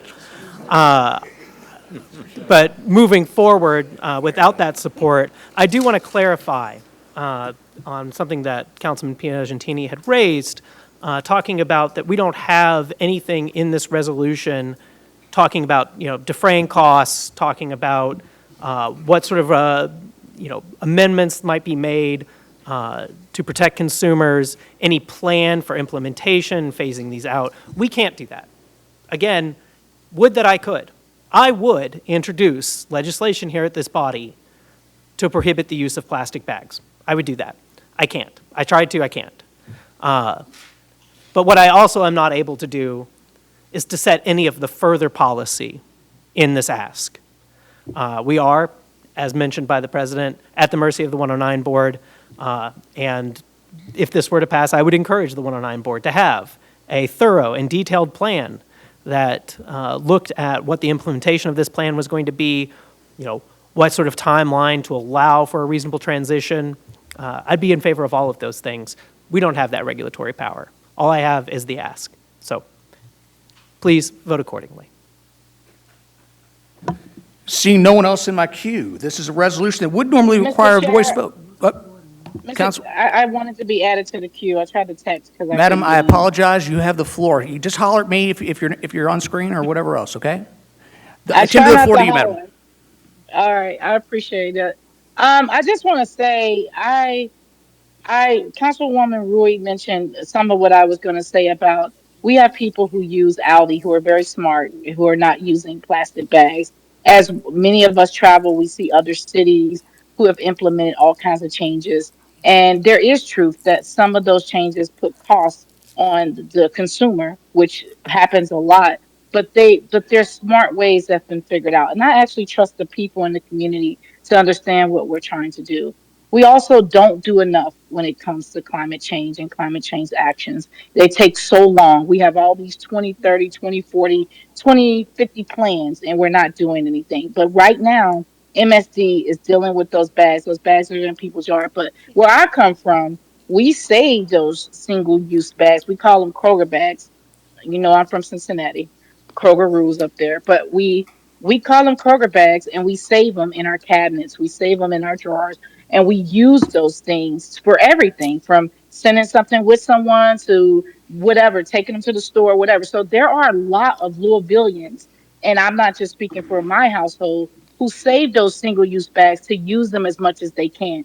There are actually unhoused people who are use those bags. I even have earrings that have been made from those bags. So it's not the community that can't get what we're trying to put down. It's our job to use the power of our influence in our office. And what interests me is when we talk about resolutions, everybody says this and that until it's their resolution to for a dog that saved somebody or something. I mean, the resolutions are important to who they are important to, and they're legal, and they're what our body is able to do. So I don't like when we downplay resolutions when it's something that we're not interested in.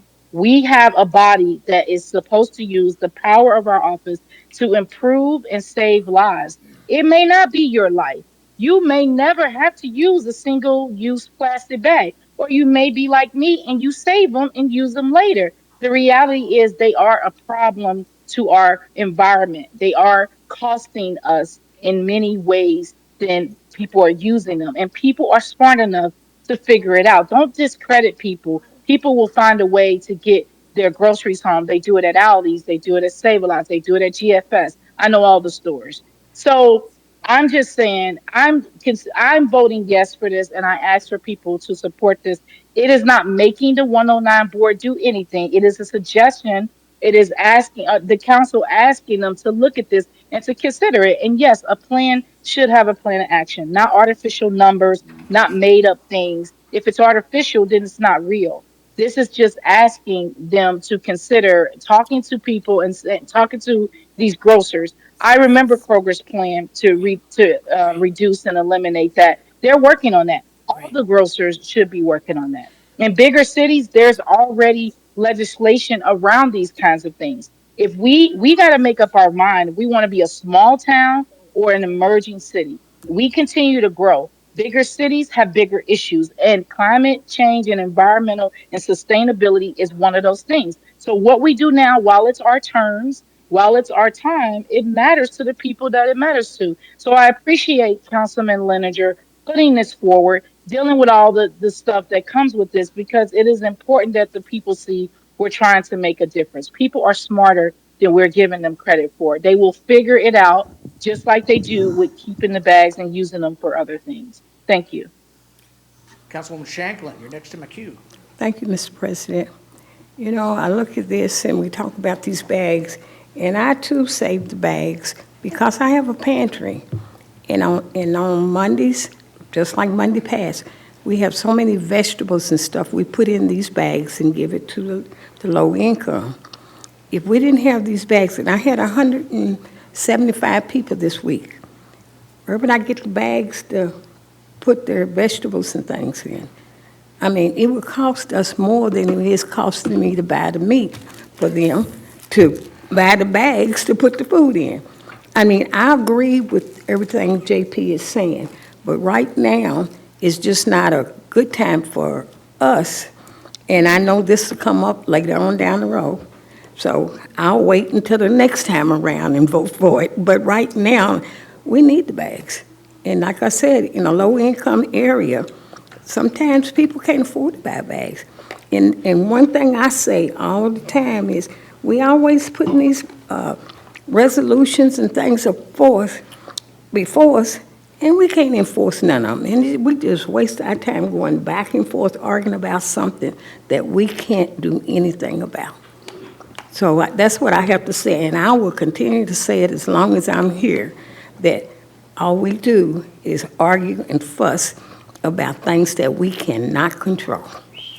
Thank you. All right, seeing no one else in my queue, this is a resolution that would normally require a voice vote. However, due to the contentious nature, we'll do a roll call vote. Madam Clerk, open the roll. Councilmember Parrish Wright, Yes. Councilmember Winkler, Present.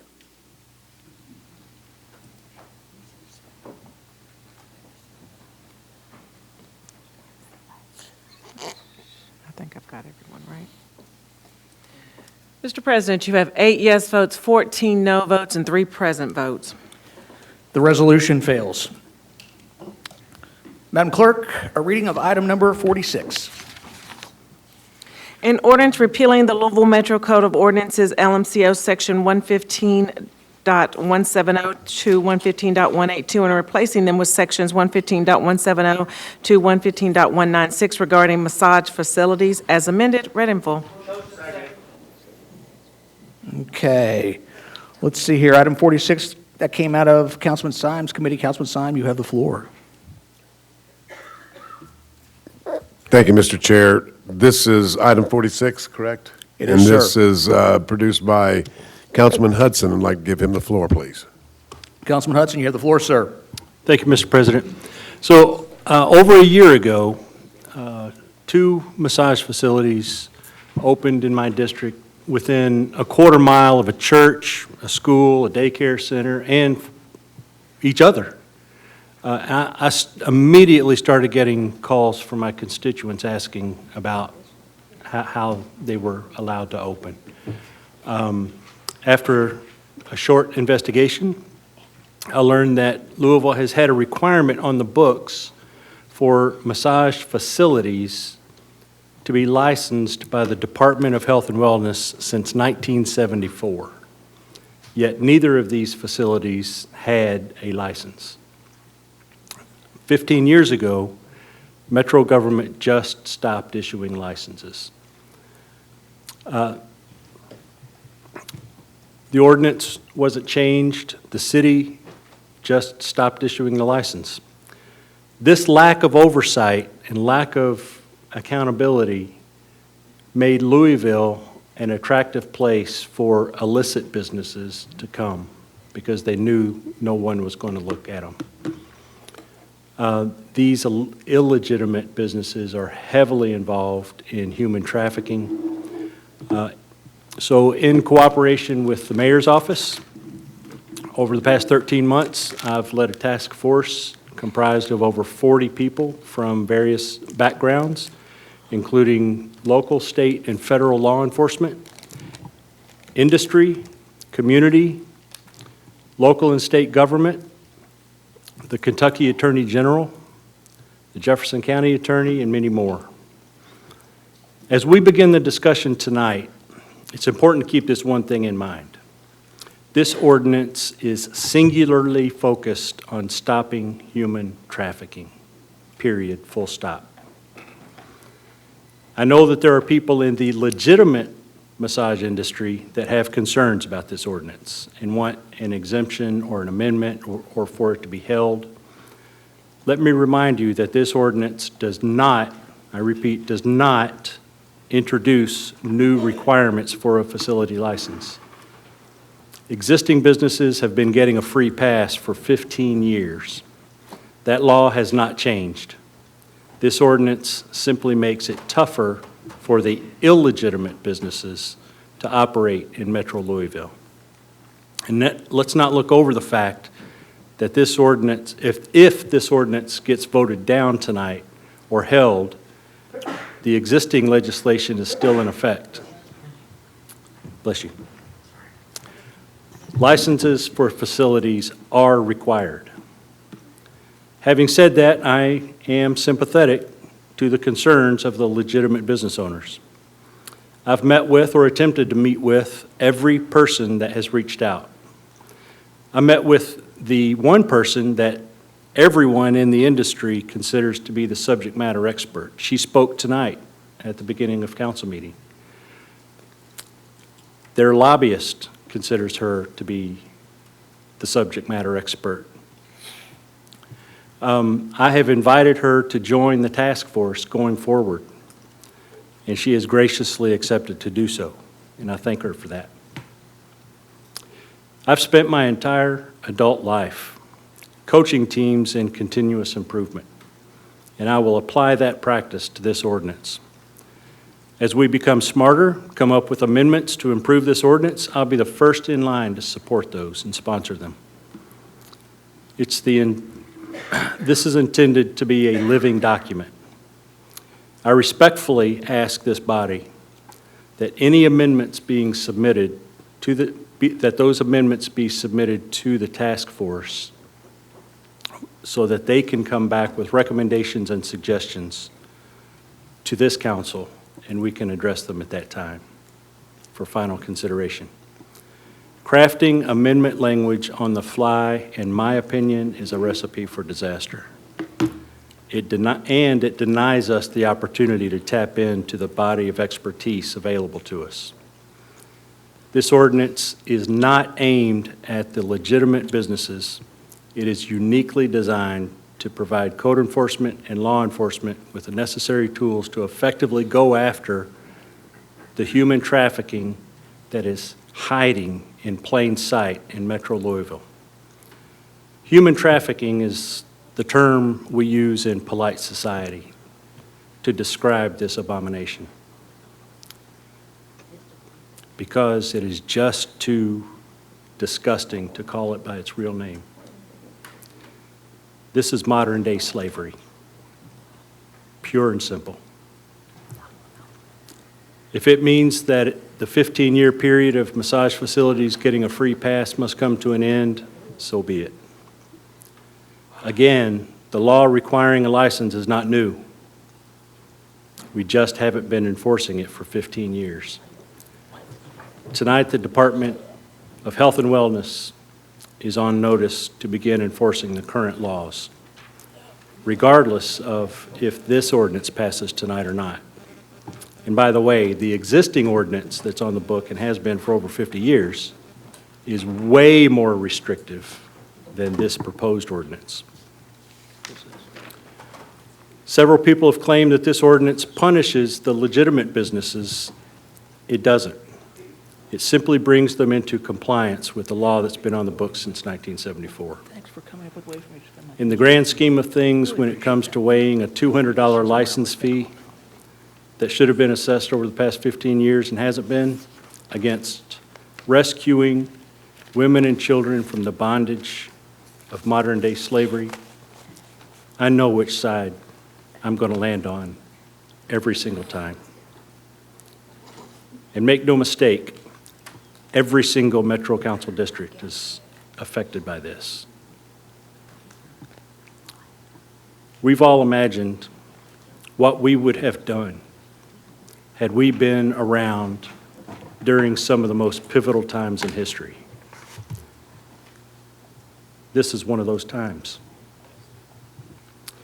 We are literally dealing with modern-day slavery occurring in Louisville, Kentucky in 2025.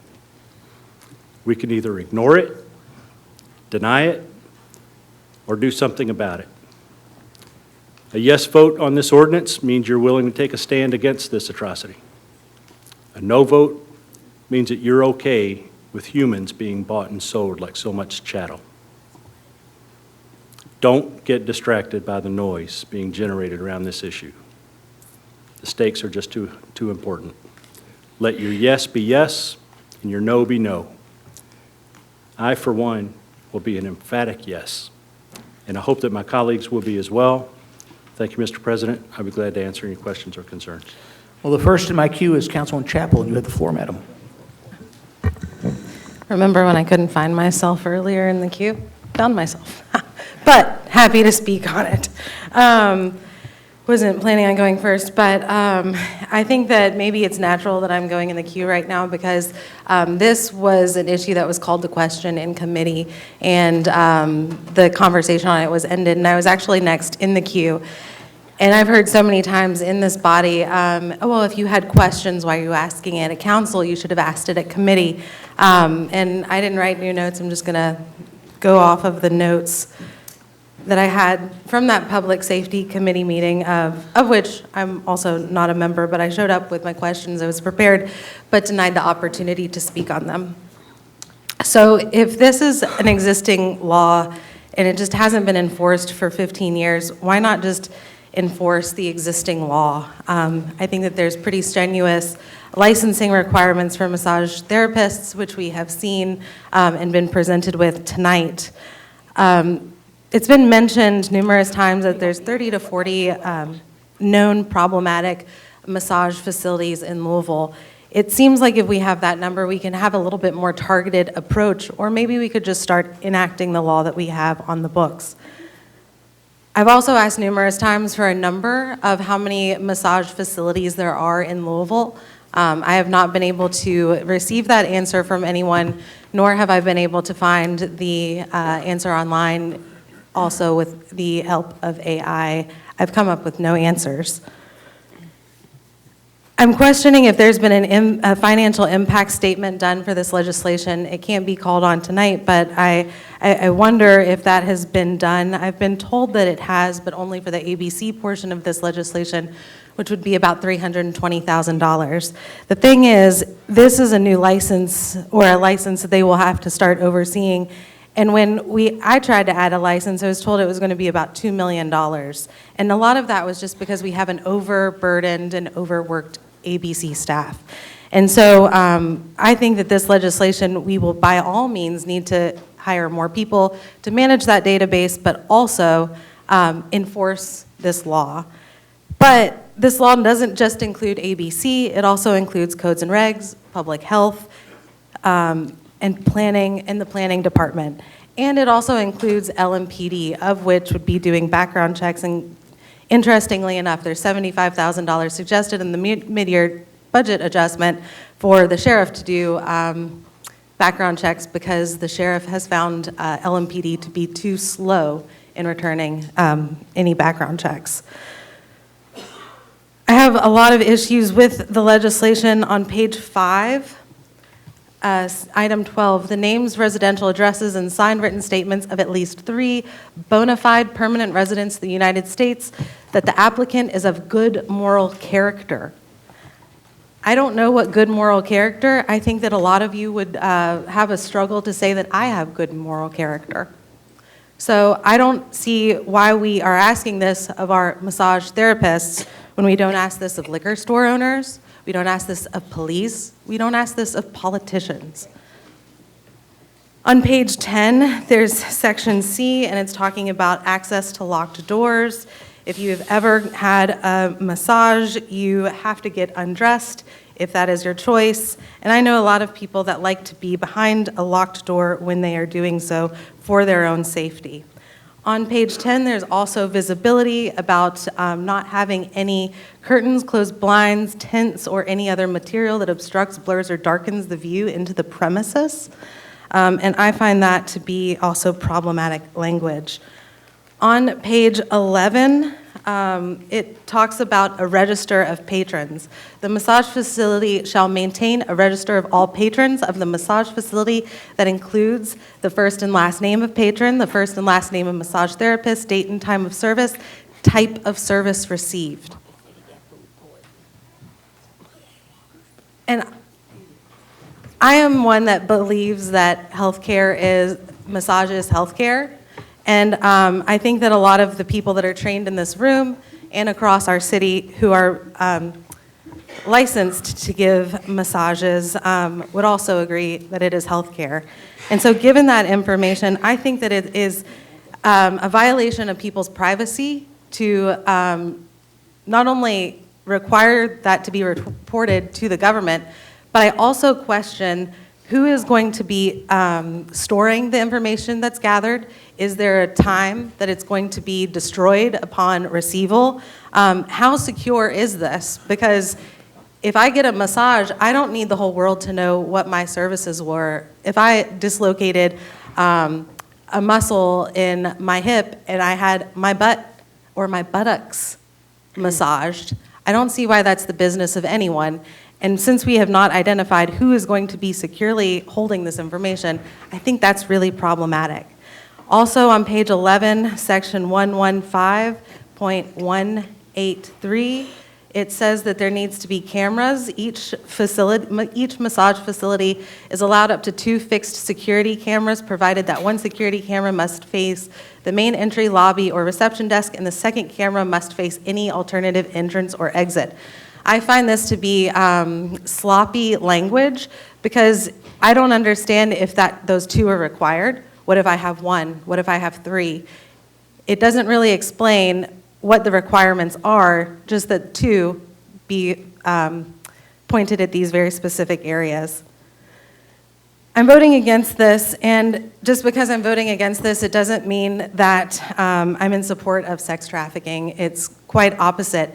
I don't think that this solves the problem, and I do think it penalizes the good players. And I wish that we would try to not reinvent the wheel on this, and we would go ahead and enforce the laws that we already have on the books and look at creative ways. And last that I checked, this 40-person task force has never presented its findings to this body. And so without having the information on what they have been investigating and what they have found, I can't say that I would support legislation that these anonymous people have created. So that is my piece. That's why I'll be voting no. Thank you. Councilman Owen, you're next in my queue. You have the floor, sir. Thank you, President Ackerson.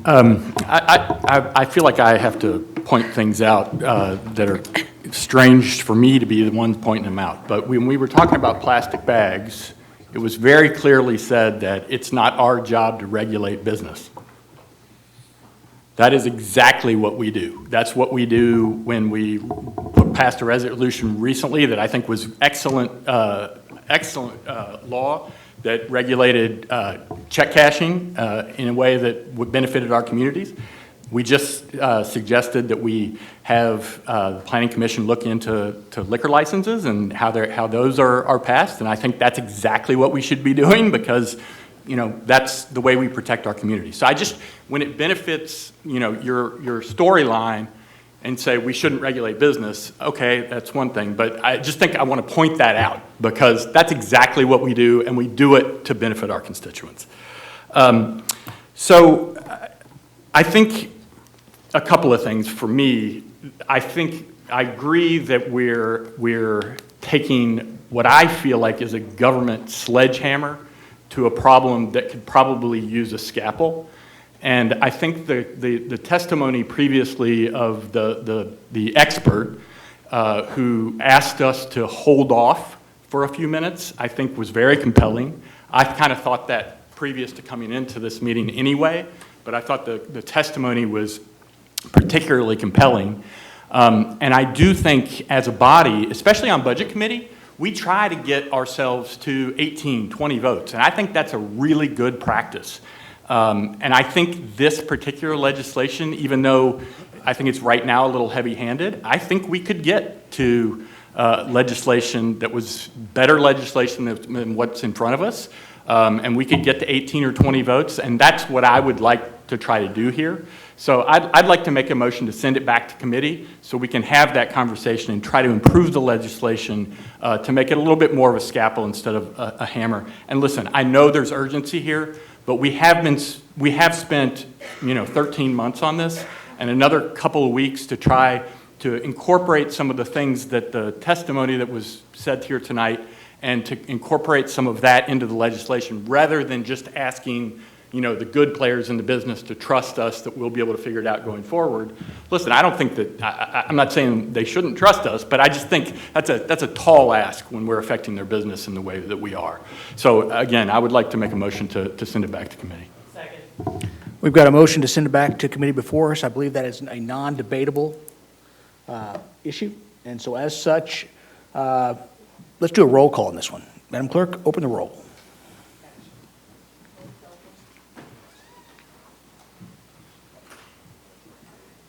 Councilmember, Parrish Wright. Yes. Councilmember Reno Weber. Yes, however you say it. Thank you. And Councilmember Winkler. Yes. Is that everyone? I think it is. Mr. President, you have 13 yes votes and 13 no votes. fails. The motion fails. The next person in my queue is Councilman Rui. You have the floor, madam.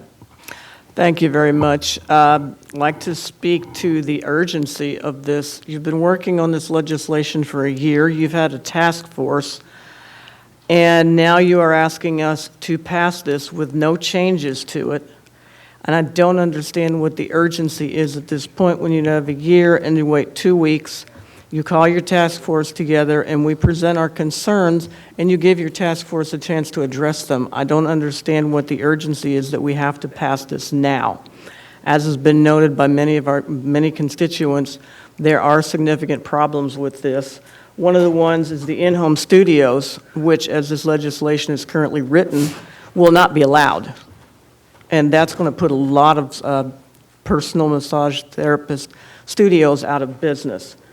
In addition, the areas that you're allowed to massage, once again, okay, so I recently had to have a muscle spasm in my hip, was finally diagnosed after 3 months, and I was told just go get a massage. As it stands right now, I would have to get a permission slip from my doctor to go see my massage therapist to go have her work on a muscle spasm in my butt. I don't know why I need to go through that extra step when this is a trusted person that I've worked with for years. It seems like a lot of this is coming from a point of mistrust. As was noted, you have to have character witnesses from 3 different people. We don't ask for character witnesses from people who operate liquor stores, which can be very detrimental to a neighborhood. We don't ask for character witnesses for somebody opening up a vape shop or anything else for that matter. And it's insulting to people who are trying to operate a legitimate business. And as I started, this is something you've been working on for over a year. I do not see the urgency, and I ask that we hold this and come back to it after you've had a chance to present our concerns to your task force. So I'm going to ask once again that I would like to have this tabled and we meet with your task force. Is there a second, or is that a motion, madam? That was a motion. That was a motion. Is there a second to table? Second. Second.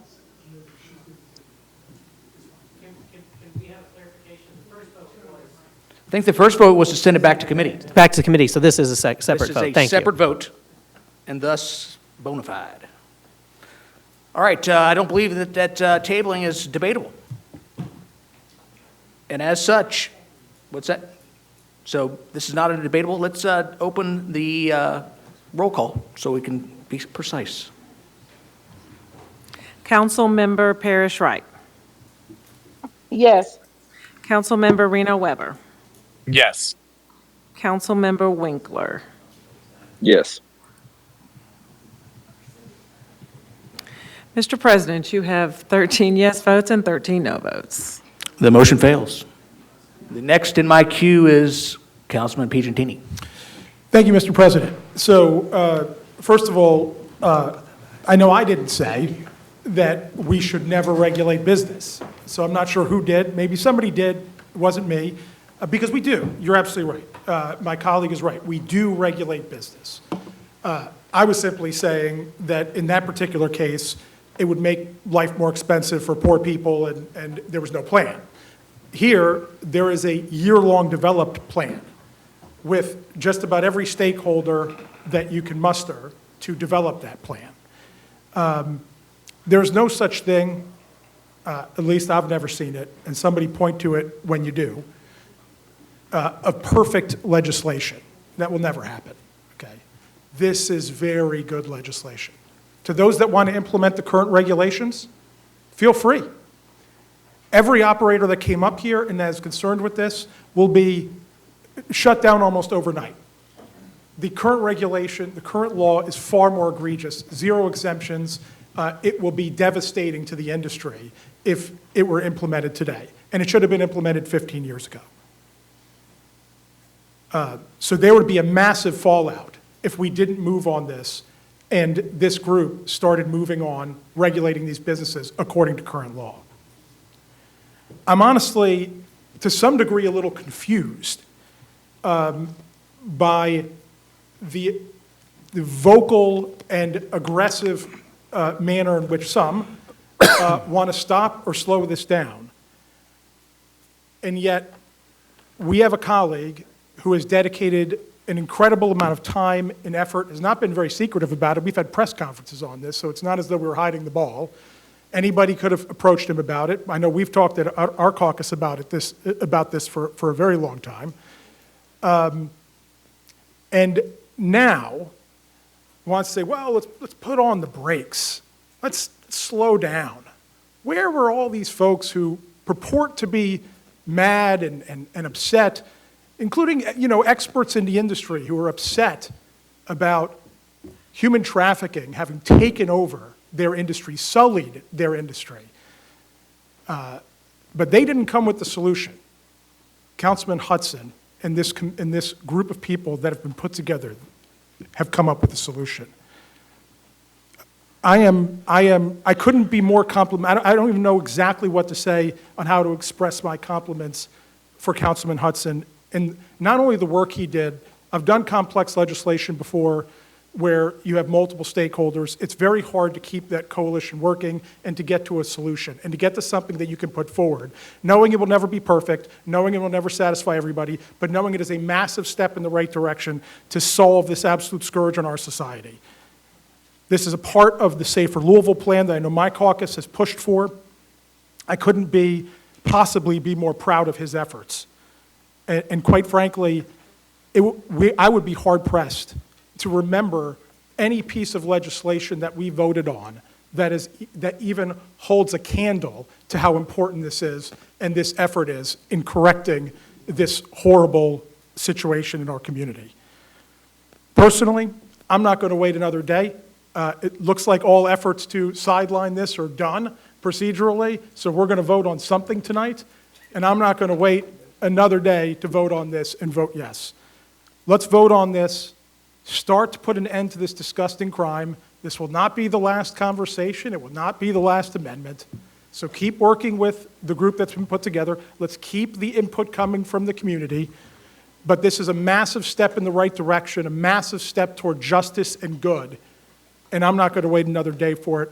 I encourage everybody to vote on this. I cannot remember something that's this important. I can't. And somebody can tell me what was. But stopping human trafficking, young women particularly, in many cases children, who are stolen from all across this world and shuttled into our community and then used for sexual slavery, it's completely unthinkable. I'm going to be a yes vote. I hope as many people as possible will be a yes vote while encouraging for improvements down the road. Thank you, Mr. President. Councilman Winkler, you're next in my queue, and you have the floor, sir. Thank you, Mr. President. And I think, as we think about the discussion on this issue, I think we'd be hard-pressed to say there aren't 26 people here that are absolutely committed to voting against human trafficking. So I don't think there's a single person here that is pro-human trafficking. And I think that the cause here is laudable and one that everybody supports. However, I think there is a desire by people to make sure that we aren't unnecessarily impacting legitimate operators. And I think we've heard from the industry over the course of last week, and I understand Councilman Piacentini's point that this task force has been working for 13 months. I, however, am not surprised that it's only now catching people's attention because it's been in the media this week, and so that is not atypical. It is atypical, however, for us to say we're going to pass legislation that we know has significant flaws, and then we'll just work on those later. I can't think of any time where we've done that, intentionally passed legislation where we know that there are issues. So I understand that the attempt to table and to send to committee has failed, and so I know Councilman Hudson asked that we don't make amendments on the floor. Unfortunately, that's the only choice that we have remaining. So I'd like to go through a couple of amendments that I would like to make. And the first that I would just preface is, I think that what we have here is an amalgam of two pieces of regulation. One deals with the facility, and the other deals with the actual massages, which I think are already regulated under KRS statute. And so any regulation on top of what KRS already regulates, to me, strikes me as wrong and unnecessary. I think I did go to committee. I did get a chance to speak at committee. I did offer an amendment at committee, and somebody reached out to me and that amendment was introduced by Councilman Piagentini on my behalf and was adopted, and that had to deal with basically massaging of the breasts and buttocks if you have a prescription. The next day, a massage therapist reached out to me and said, "My gosh, this is crazy. Like, have you ever gotten a massage? Like, buttocks is a major muscle group. It's not, there's nothing sexual about massaging the buttocks." And so the first amendment that I would make is from the definitions, where it is the definition of genitals. I would strike the words buttocks and breasts and make that in the form of a motion. We've got a motion made and a second.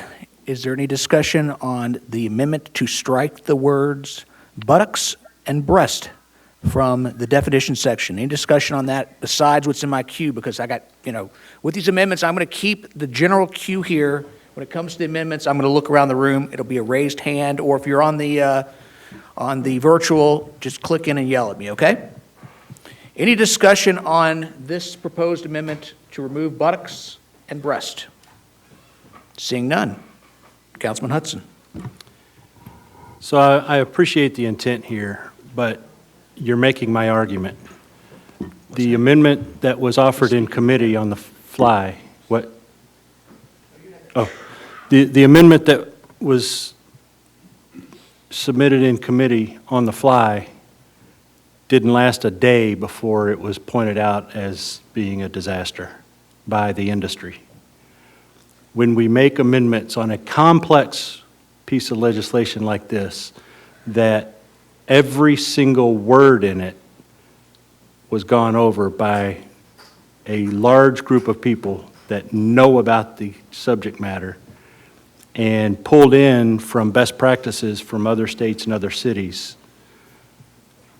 we owe it to go through that same process and allow the county attorney to take a look at it, allow the task force to take a look at it and come back. And we get the final vote, but at least allow some input from people that know, because we don't.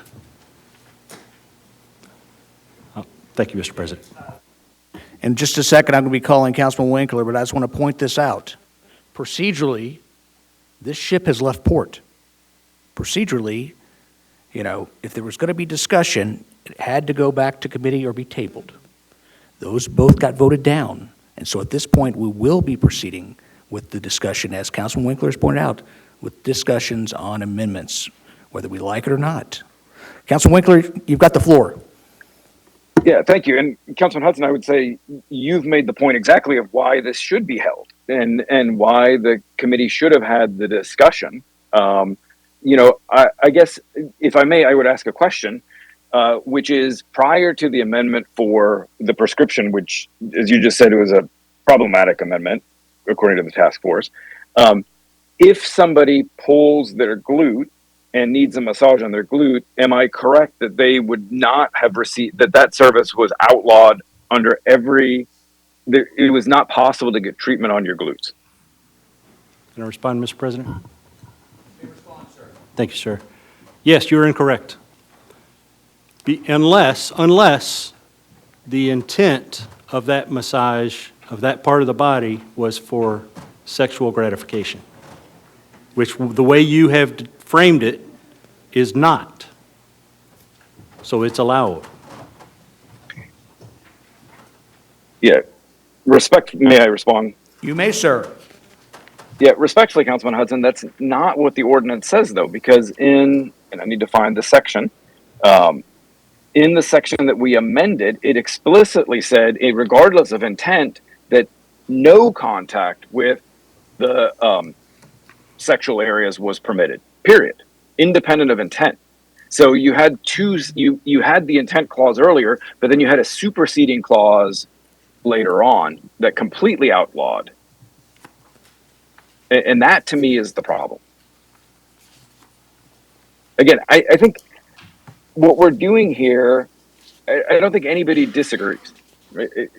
I've said that. I mean, I don't think anybody disagrees. I do worry about impacting legitimate operators who have a state regulated license that tells them how to operate, and that we are layering on top of that. That's my primary concern. And that's why I will have a hard time being a yes vote without these amendments. And again, I've got the amendment before us. I think that there is a disconnect in the ordinance, how it's written. And so I would ask for the support on my amendment. You want to respond? So, Councilman Winkler, you and I are just going to agree to disagree on this one, I think. But what I would like to do is ask the county attorney to weigh in on that amendment. The one that was offered in committee, the one we're talking about. Sure. Natalie Johnson with the Jefferson County Attorney's Office. So the ordinance as written right now in front of council does prohibit contact with the sexual or genital areas as defined by the ordinance unless under the direct orders of a licensed medical professional. For clarity, regardless of intent, correct? That is correct. Anyone else on this amendment? I'm seeing no hands in the air. This is an amendment that would normally require a voice vote. However, based upon the nature of this particular piece, I'm going to say it's going to be a roll call. Madam Clerk, open the roll for a vote on this amendment to remove buttocks and breast from the definition section. Councilmember Parrish Wright, Yes. Councilmember Winkler, Yes.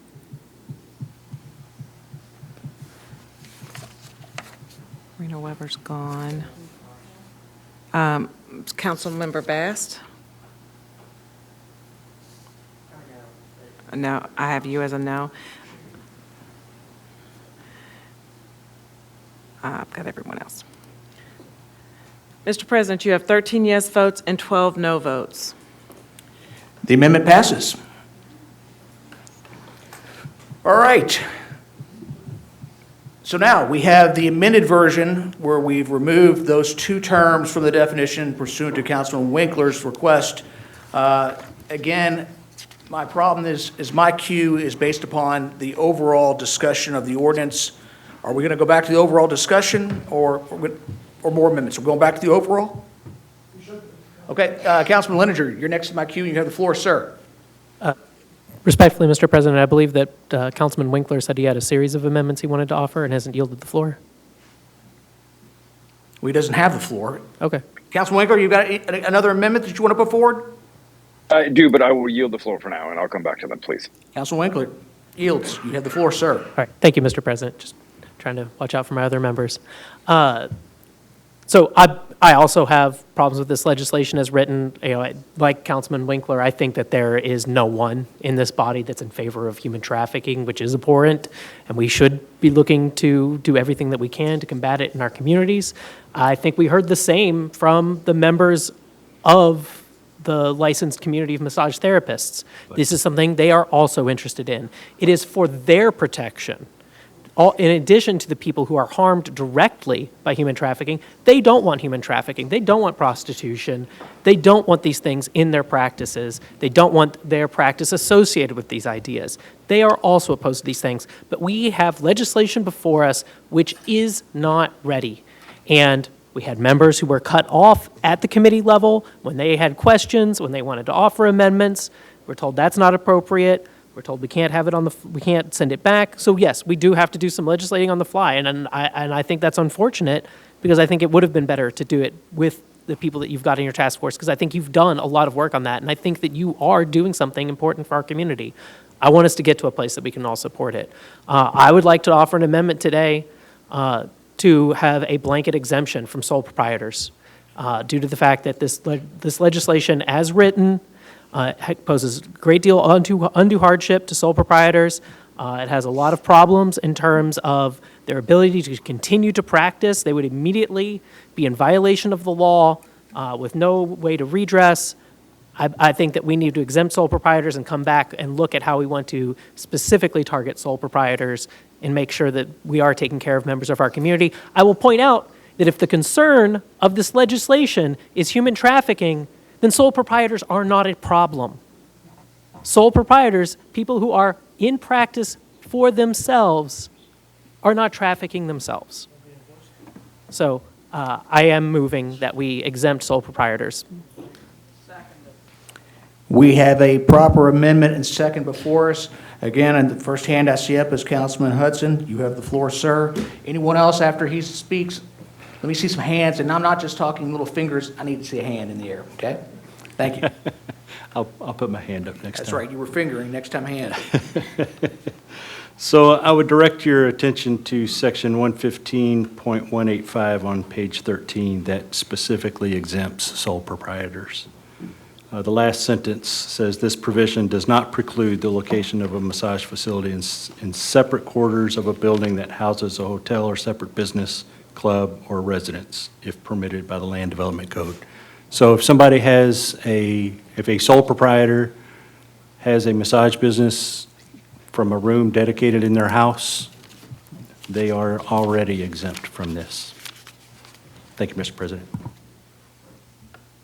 Okay. Anyone else, any discussion on this proposed amendment? I'm not seeing any hands. Here we go. Could we, the county attorney weigh in on that as well, just to make sure that we're not getting crosswise? Natalie Johnson with the Jefferson County Attorney's Office again. So the ordinance as written excludes licensed massage therapists who are not running a massage facility. So that's a given, right? That's a full exclusion there. And then there's aspects of the ordinance where sole proprietors who are running a massage facility are exempt from certain aspects. So for the access provision, they don't have to keep their door unlocked if they're a sole proprietor and they don't have any employees or independent contractors. There are also the prohibition against residents. That does not apply to them as well, so long as they are zoned properly for home occupation. And I spoke with zoning about that. Massage is considered a home occupation under the zoning code. So as long as they're in compliance with the zoning code, they can live in their home. There's no issue there. Are they fully exempt from the ordinance? No, if they are running a massage facility. Any further questions on this proposed amendment? I'm not seeing any hands. This amendment would require a voice vote. However, in the interest of where we're at, we're going to do a roll call. Madam Clerk, open the roll. Councilmember Parrish Wright, Yes. Councilmember Winkler, Yes. Councilmember Bast. I'll get someone to help you, but I have you for no. Mr. President, you have 12 yes votes and 13 no votes. Yeah, thank you. What was that? You have 12 yes votes and 13 no votes. The proposed amendment fails. All right, the question now is, does someone else want to propose amendment, or do you want me to go back to the queue? I'm not seeing any hands, so I'm going back to the queue. Councilman Batshon, you're next to my queue, you have the floor. Thank you, Mr. President. I want to go back to a remark that another colleague made earlier. And in my earlier remarks, I said we shouldn't regulate businesses. But to be clear, to be clear and agree with you, I led responsible regulations and passed resolutions addressing over-concentration of smoke shops, liquor stores, check cashing business in vulnerable neighborhoods. What I meant to say is this: we shouldn't be using non-binding resolutions as a backdoor to regulate business behavior. If we want to change policy, let's do it with real legislation, with transparency, accountability, enforcement standards. Symbolic pressure without legal weight that sends mixed messages and undermines the seriousness of the work. Councilman Hudson has put tireless effort towards this legislation and is committed to doing the right thing for this community.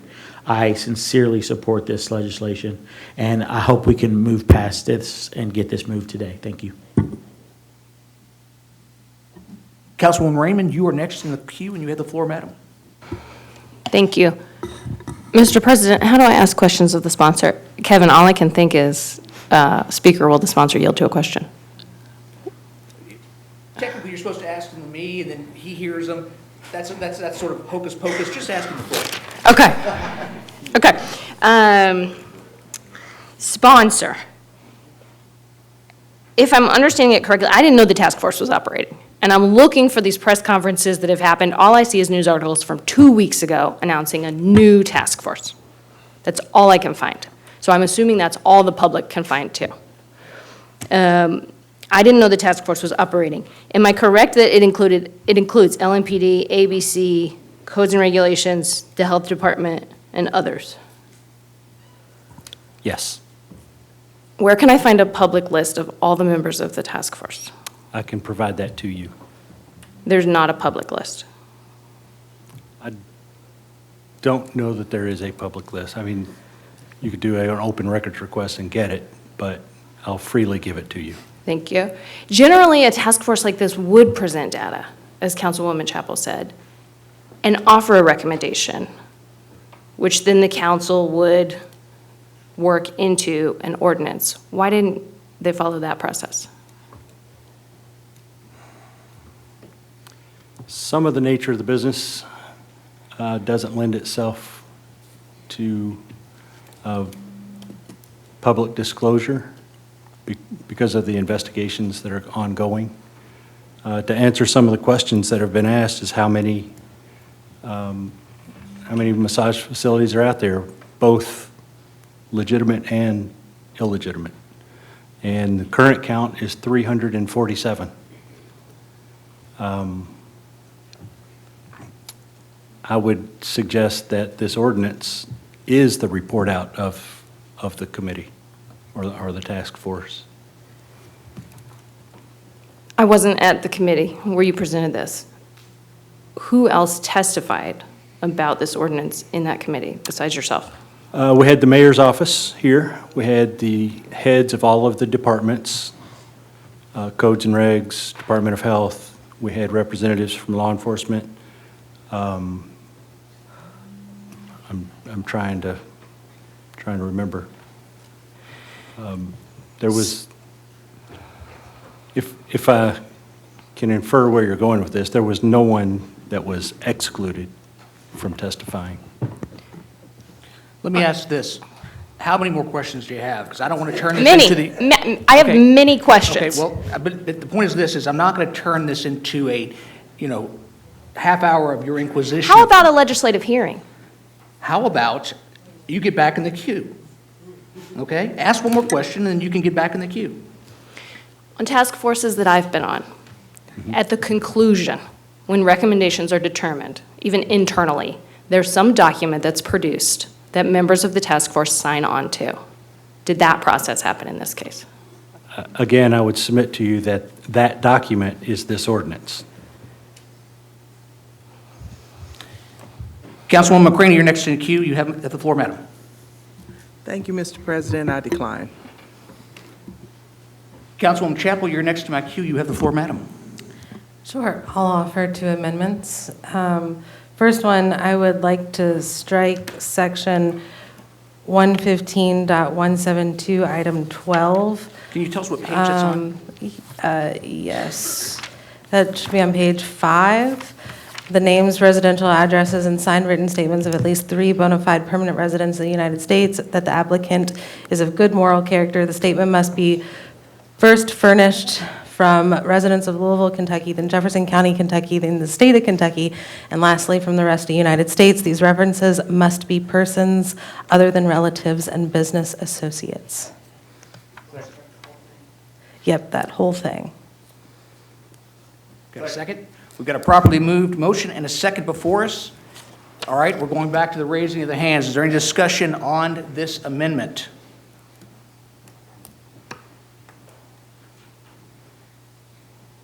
I'm not seeing any hands in the air.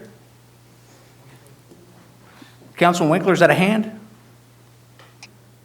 I wasn't going to, I guess I do have a question because, and again, not to direct this to Councilman Hudson, but maybe he can answer. Was this in the previous regulation already, just out of curiosity, or is this a new addition?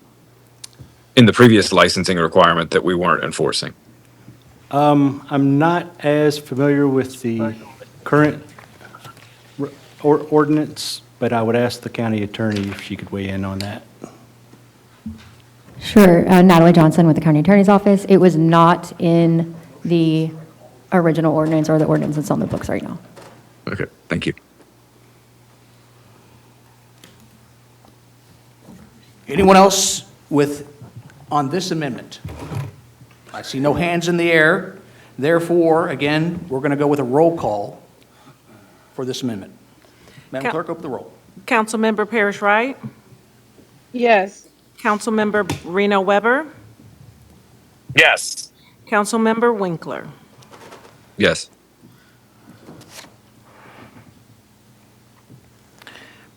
Mr. President, you have 14 yes votes and 12 no votes. The amendment passes. So item 12 on page 5 is stricken.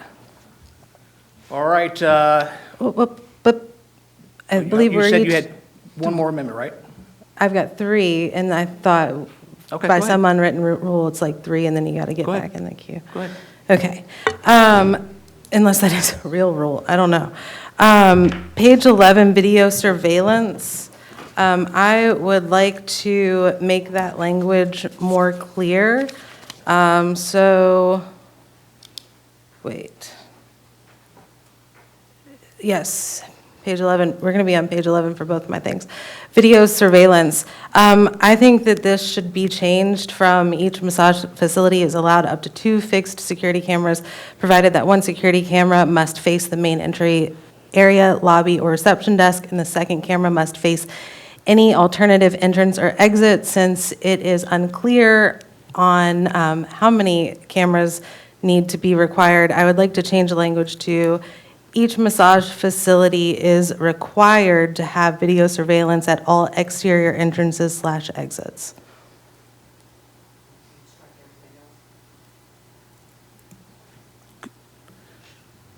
Can you repeat it, please, for those of us who are trying to read along? What's in there or what I'm proposing? What you're proposing?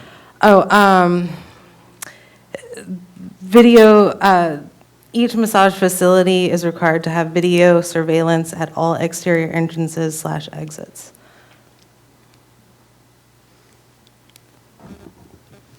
Again, it says allowed up to 2. What if you only have one entrance or exit? I don't know, would that? You should have 3. What if you have 3? Yeah, right, but if you have 3, is that against the law to have 3? Because it says you're allowed up to 2. So I think it just needs to be clarified. Okay, so your clarification, though, is requiring I didn't put a number to it, I just said required at all entrances, exits. Okay. Exterior entrances, exits. Okay, so the proposed amendment just would be to take it from saying they're allowed to have 2 fixed cameras and saying one at the entrance and one in the sort of the lobby area. You're saying your amendment is that they have video surveillance cameras at all entrances and exits. Yes. And it's okay. Any questions or debate on that proposed amendment? Councilman Hudson, I see the hand up this time. Oh, I thought I heard a second. Didn't you second that? First one. Okay, do we have a second on that? Second. There's a second. Councilman Hudson, we now have the proposed amendment before us. Thank you, Mr. President. On its surface, I don't have a lot of heartburn with this amendment, but I would just like to add some color and maybe ask the councilwoman if she would entertain an adjustment to say no cameras inside the massage facility. For this reason, here's the reason it says up to 2 fixed security cameras. In the practice of the, again, illegitimate businesses, guy comes in, is shown to a room, girl is brought to the room, they negotiate services, guy pays for the services, has to come outside, and there's a camera in the hallway. She has to hold the money up and show it to the camera, and then go and put it into a slot, and then go back into the room. That's what the intent of this paragraph was to get rid of that practice. So if the councilwoman would entertain with the exclusion of interior cameras. Sure, I don't even like when people have those in their residential homes. Okay, so but who seconded? I think, Josie, did you second it? JP, you seconded it. Are you going to second this clarification here? I think that's, but I'm Yeah. not getting into it. We should have a motion, but if, I don't have. Can I then withdraw my initial one and just rephrase it with Sure. Councilman Hudson's? Okay. All right. Video surveillance. Each massage facility is required to have cameras at all exterior exits, entrances and exits, and are prohibited from having interior cameras. Is there a second? We have the amendment before us. Is there any further discussion on this proposed amendment? Councilwoman McCraney, you have the floor. Thank you, Mr. Chairman. If you're saying interior, that could mean inside the building, the facility. So could we more clarify? With the exception of the lobby?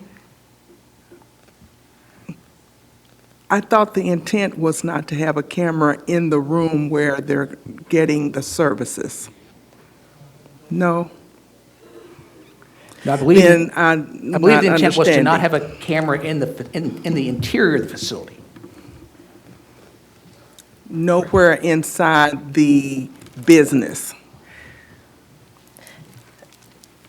Is that what you're? May I? What? May I speak on this? You have the floor, ma'am. Please. It's kind of difficult because I hear Councilman Hudson's concern about this money in the hallway trick. Apologies, I've never been inside these facilities, so I don't know how they operate, but that therefore would be an interior camera that would pick up on that nefarious activity, and I believe that's what they want to prohibit.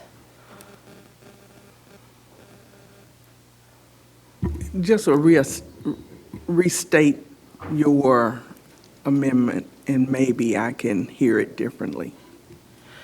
Sure. Each massage facility is required to have a fixed camera at all exterior entrances and exits, and all interior cameras are not allowed. So this is in the And interior cameras are prohibited. There we,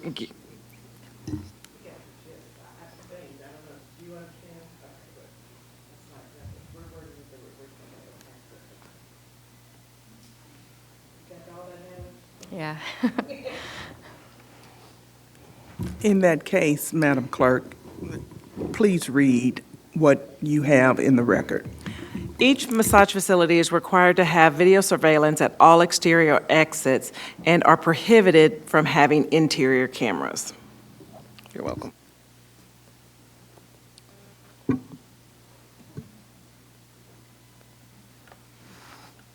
Any other questions or debate on this proposed amendment? I'm not seeing any hands in the air. This is an amendment. Thank you, sir, but that one doesn't count. The end result is this. Let's have a roll call vote on this amendment. Councilmember Parrish Wright? Yes. Councilmember Rena Weber? Yes. Councilmember Winkler? Yes.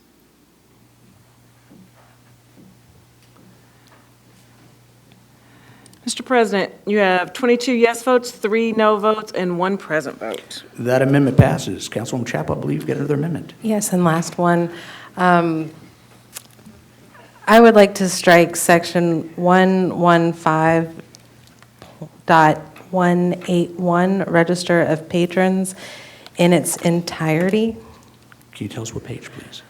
Sorry, page 11. So the massage facility shall maintain a register of all patrons of the massage facility that includes the following information: first and last name of patron, first and last name of massage therapist, date and time of service, type of service received. Massage facilities are required to verify the first and last name of the patron using a government ID, and the register of patrons may be inspected by an authorized code officer pursuant to administrative, judicial, or judicial warrant.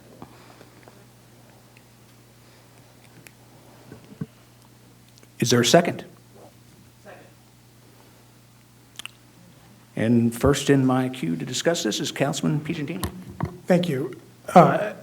Look, I've obviously been against the amendments here. I'm in favor of my colleague's bill, but this one I have to speak on. This might as well be called the, let's just go back to the way it is and let illegal operations reign amendment. If you are truly a therapeutic business, if you are doing therapy, if this is, let's call it medical adjacent at best, okay, at the lowest possible level, which anybody that's legitimately in the industry would say they are. If you are not recording any information whatsoever about the people that you're serving, then I'm sorry, you are simply not operating anything that is a legitimate business or is therapeutic in any possible way. All of the therapy offices that you all go to record this information. The only businesses that don't, related to healthcare, are businesses that are operating illegally. So, the other ones, look, probably, cameras here, 2 cameras pointing at the door, okay, some amendments, all right. This one would be to say full stop that therapy facilities are not legitimate therapy facilities, and they just want to run in anonymity and not be taken seriously as providing a healthcare service. Every single person and business that operates a healthcare service records this information. Thank you. Councilman DeWinkler, I see your hand up, and it looks like next will be Councilman Reno Weber. Thank you, Mr. President. And in this case, I agree with Councilman Piagentini. I don't see anything wrong, to his point, about any sort of medical or medical adjacent provider logging. I could potentially support the removal of 4, the type of service, because that has the difference between a medical office. I'm pretty sure that is not available for inspection by a government inspector, what I went in to see my doctor for. And so I could support the removal of 4. I don't agree with the removal of the entirety of the section. Thank you, Mr. President. Next in my queue is Councilman Reno Weber. Also agree with the idea that having a log of some sort, it would be good practice if this is a medical establishment. Where I sort of find myself oddly struggling is this a thing we do for medical offices at the city level in any other context? I think part of my problem with a lot of this is not the intent. Clearly, I'm incredibly supportive of the intent. It is that in doing it in this fashion, we are setting very bizarre precedents, I think. This moral character stuff, having the inspection of patient names by who? We don't do that for my dentist. We don't do moral character. I'll tell you where we have done that, and that's in some places that do not have good track records with rule of law, which again, I want to support Councilman Hudson's efforts here, and I've talked to him several times, reached out, but this feels, doing this in this haphazard way feels bad. So if we have to do it this way, fine, but we're not doing that for legitimate medical establishments, so why are we doing this here?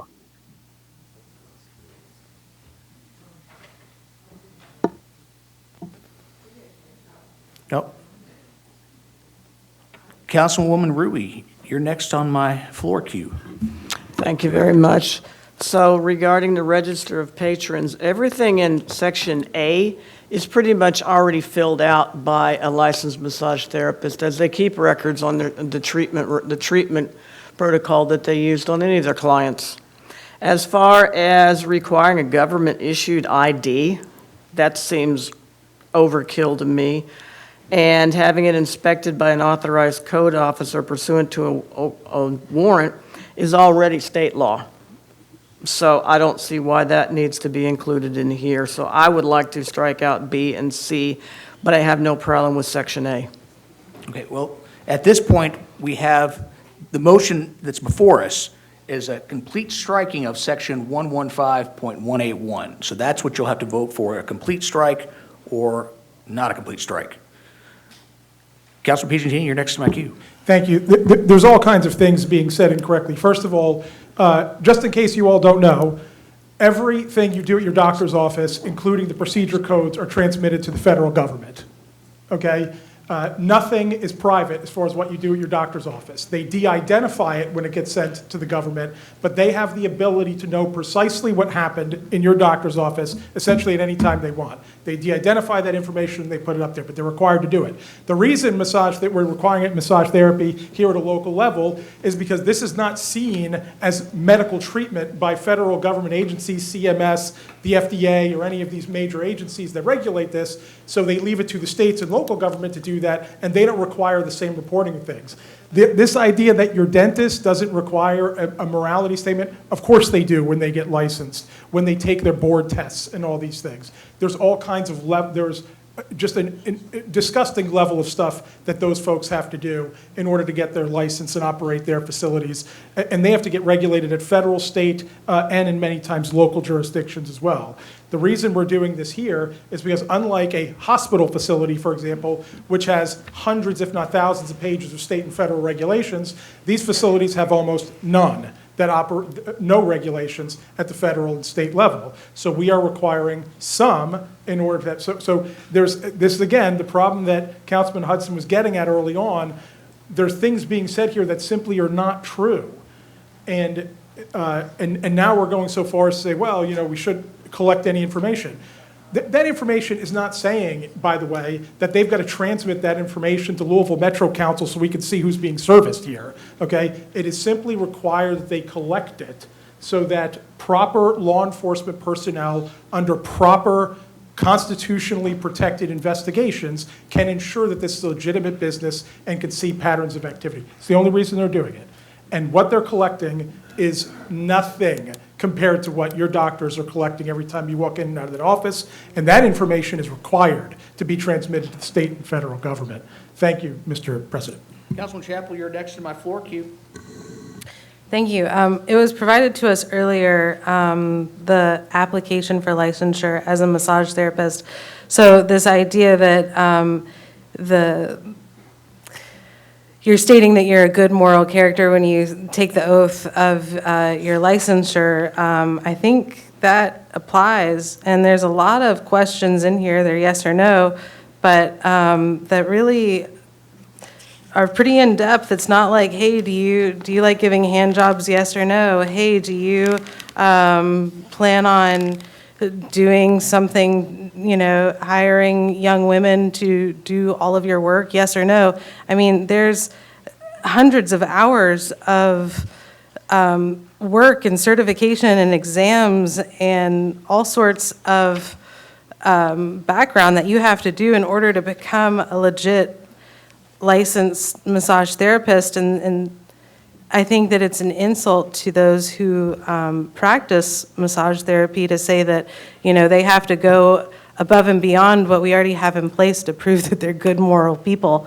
So I'm going to stand by wanting to strike all of this, but whether or not, if it doesn't pass, I would at least want to come back and entertain the idea of striking item 4, type of service received.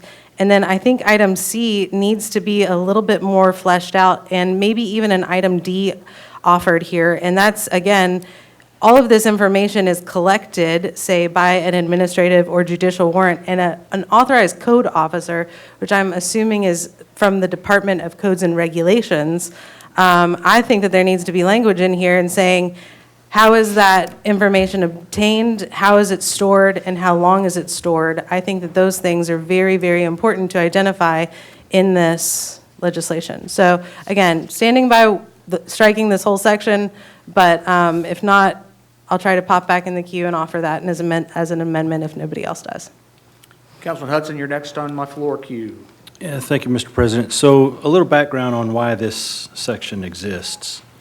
In the course of putting together best practices, we looked at what other states are doing and what is effective.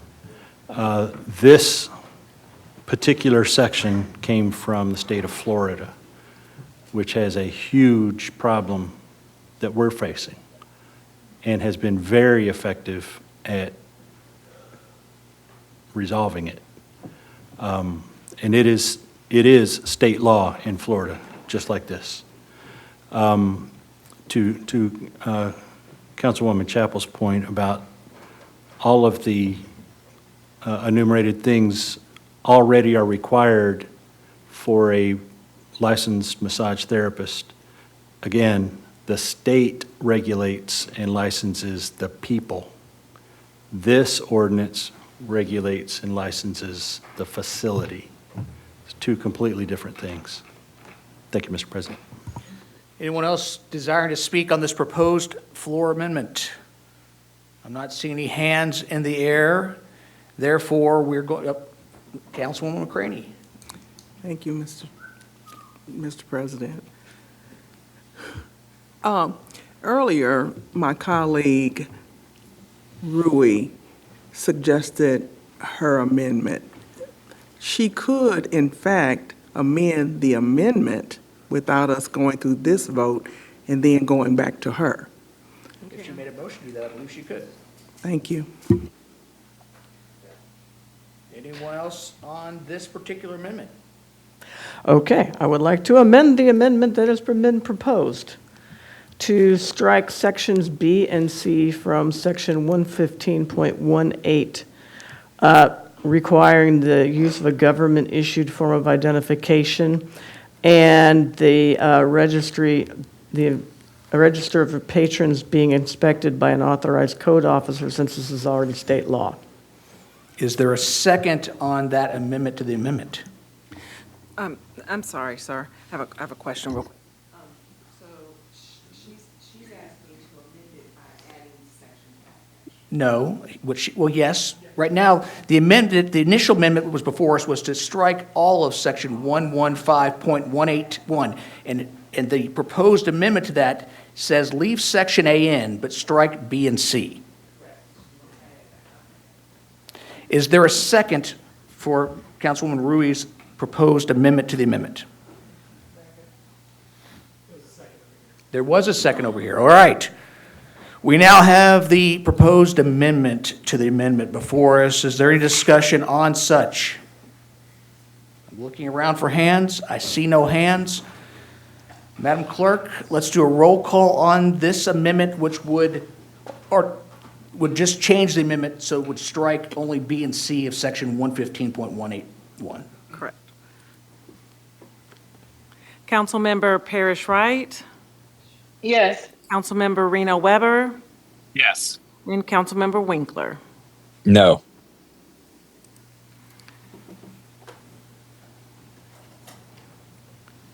That's everyone.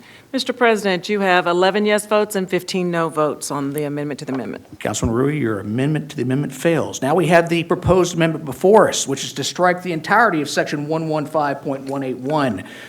Any discussion on that, further discussion on that? I see no hands. Let's do a roll call vote on that proposed amendment.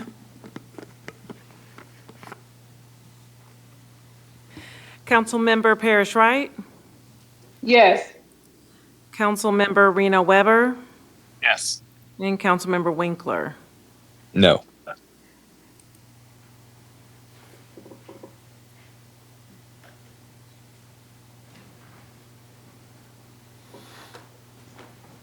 Councilman Benson, we are voting on the proposed amendment to strike the entirety of section 115.181. Mr. President, you have 7 yes votes, 18 no votes, and 1 present vote. Councilman Chappell, that amendment fails. Do you have any other amendments at the moment, or can we tender the floor to someone else? Okay. Councilman Piagentini, you're next in my general queue, not the floor queue, but the general queue. Yeah, just wanted to let a colleague of mine know, and all my colleagues know, I try to monitor all of the press conferences that come out of the Majority Caucus. The Minority Caucus 2 months ago had a press conference. You can Google it. It's on YouTube. There's actually multiple news channels that covered it. There is a document that we published on the public website called the Minority Caucus's Safer Louisville Plan. And in that, it talks about one of the topics it talks about is tackling human trafficking. So I do want to make it clear that we are trying to be as transparent and public as possible. We have our documents related to our agenda out there. Again, not saying that's the full commission, by the way. That's not what I'm saying. Councilman Piagentini, I think you're venturing a little off topic. I'm just responding to a colleague, but I'm glad to be reined in. Thank you, Mr. President. Thank you. Councilman Syme, you're next in my general queue. Thank you, Mr. President. I have a question for the sponsor, if I may. You said there's 347 massage parlors, massage therapies? Across therapists? all of Metro Louisville. Okay, and are they all licensed, or since this 15-year of non-licensed, are they not licensed, or what? Yeah, so over that 15-year period, the Metro government changed computer systems that we know of at least 3 times. With each iteration of the change of different software, somewhere along the way, we lost the ability to even issue a license. So if someone wanted to open a massage facility and said, hey, I did my research, I looked at the law, I'm required to have a license, can you give me one? We would not have been able to issue a license. So my answer is no, none of them have a license. None of them are in compliance with today's law. That's right.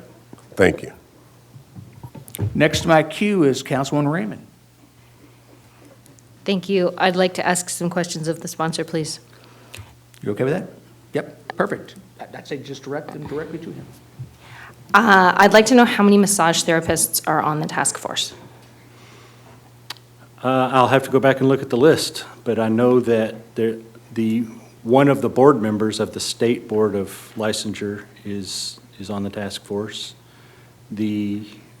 A local owner, so there's 2. To get an exact number, I'll have to go back and look. And how many trafficking survivors are on the task force? There's a representative from an organization called Scarlet Hope, two representatives from an organization called Scarlet Hope that kind of represent that population. And occasionally, I think they would bring somebody, but not a whole lot of people want to come forward, as you can imagine. In a news article from 2 weeks ago, they could have gotten it wrong, but said it was announcing the formation of a task force, right? In the headline was this quote from LMPD, it's a very complex issue. It's a very complex issue. Knowing that, and you've said as much, I appreciate that you've been meeting with folks, but meeting with folks is only meaningful if you're willing to evolve. Am I correct that you were unwilling to change anything in this ordinance? I think I have proven tonight that I am willing. I voted yes on Councilman Chappell's amendment. Prior to tonight, you were unwilling to? That's not true. Prior to tonight, you did not change anything? I did not change anything, but my response to that was my preferred method would be to take those changes to the task force, allow them to come back. I believe I said in my own opening statement, I would be the first in line to sponsor such an amendment. This brings me to something that's really bothered me tonight, which is where you said you want this legislation to be a living document. We're all legislators, right? There's hundreds of years of experience legislating in this room. We don't have a living document with any piece of legislation. We make changes sometimes, but more often, we all know that we pass a piece of legislation and we go, took care of that. We would agree to disagree on that. I think every piece of legislation is a living document. It wasn't a question. Oh, sorry. Apologize. That is what happens. People slap each other on the back, and people say, we took care of that. And that's what I foresee happening here. Also, I think tonight we've seen some philosophical things that revealed really black and white thinking. If you're for this piece of legislation, you're going to heaven. If you're against it, you're an absolute monster, right? That doesn't serve anyone. To present issues that way and to present votes that way. Mr. President, is there when a it, again, question anywhere? is a very complex issue. I may speak on the ordinance, may I not? She's speaking of it, but you're speaking the ordinance, but there might be a little bit venturing off. I don't think there was any discussion of going to heaven or hell tonight. So, If you're for this, you are against human trafficking, and if you don't vote for this, you're okay with it continuing. That's pretty close to verbatim. I would say that that was what was said, not heaven and hell. I'd like to ask the sponsor a couple of questions that were raised by a professional in my district. And this could be a proposed change. She said she thinks what would really help is if massage therapists had to display their license with their photograph. This is already produced at the state level, right? Like a cosmetology license. Do you think that would help? I do.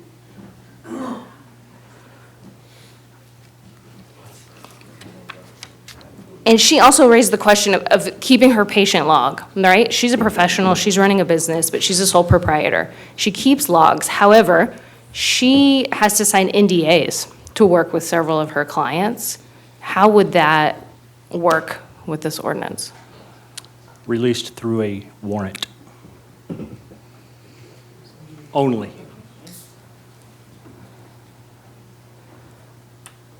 Is HIPAA involved at all in any of the treatment we're talking about tonight? I will defer to the county attorney. Natalie Johnson with the County Attorney's Office. No massage therapists are not covered entities under HIPAA. Councilman Raymond, one more question, then we're going to get back to other people in the queue, and you can click back in, okay? I'm prepared to just finish sharing my thoughts on the piece of legislation. Something else that's really discouraged me tonight is hearing people say that this is going to solve the problem and end the problem. Unfortunately, this is going to move the problem. I understand that all we have control over is this area. And absolutely, let's do the very best that we can to protect people from being abused in this area. Let's not pretend that we're solving it or ending it when we're moving it as little as 2 miles that way or that way or that way. Thank you. Thank you, Madam. Councilman Leninger, you're next to my queue, and you have the floor, sir. Thank you, Mr. President. I have a couple of amendments possibly and some questions to the county attorney. Is there already a moral turpitude clause in the licensure of massage therapists by the state? I'm not sure if because this ordinance doesn't regulate massage therapists, and so I'm not sure what massage therapists are not required to do under their state licensure, other than what's in the statute, and that's not in the statute, so it may be in the application, I'm not sure. But this Okay. would be for the applicant of the facility, not necessarily a massage therapist. All right. My next question, a massage therapy practice that was operating in the Medical Arts Building on Eastern Parkway, where there is a lobby with multiple entrances. According to page 10, 115.177B, that would be requirements on access. Customers of the massage facility shall enter and exit the massage facility only through the main entry door. How would main entry door be defined if with a medical practice that had multiple entrances? Sure, well, I consider it to be the main entry door to the massage facility, so not necessarily the building, because there are, massage facilities all over the city that rent space out of buildings, and so it would be the entrance to the actual facility. Okay. I want to offer one amendment. That is section 115.173A 4 little a. Can you give us the page, sir? 3. That's page 7. I was coming to that, sir. This is a list of reasons to denial of application based on conduct. One of these, an offense involving narcotics, dangerous drugs, or dangerous weaponry that amounts to a felony. In Section B beneath it, that you may issue a license to a person convicted of any of these crimes described in subsections 1 through 3 of this section if it finds that such conviction occurred in the last 10 years prior to that date. And I'm glad that we have this in here, concerning ourselves with second chances for members of our community who have been involved with illicit activity in the past and they've moved on with their lives. However, I would like to offer an amendment to state instead in Section 3 there, an offense involving narcotics, dangerous drugs, or dangerous weaponry that amounts to a felony, excluding cannabis. Frankly, we've had changes in society's view of the use of cannabis. We have had action at the state level that changes that. I think it's wrong to punish people that if they 8 years ago were caught with an amount of pot that rose to the level of felony, which is a ludicrously small amount, as a matter of fact, in terms of personal use, that we are prohibiting them from engagement in a legitimate activity. So I would make this amendment. Is there a second?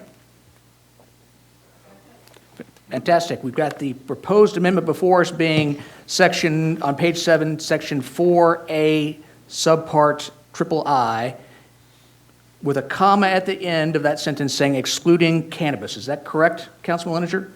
Yes. Then a period after that. So, discussion, go ahead. Thank you, Mr. President. The example given was the personal consumption of, let's call it, a very small amount of cannabis.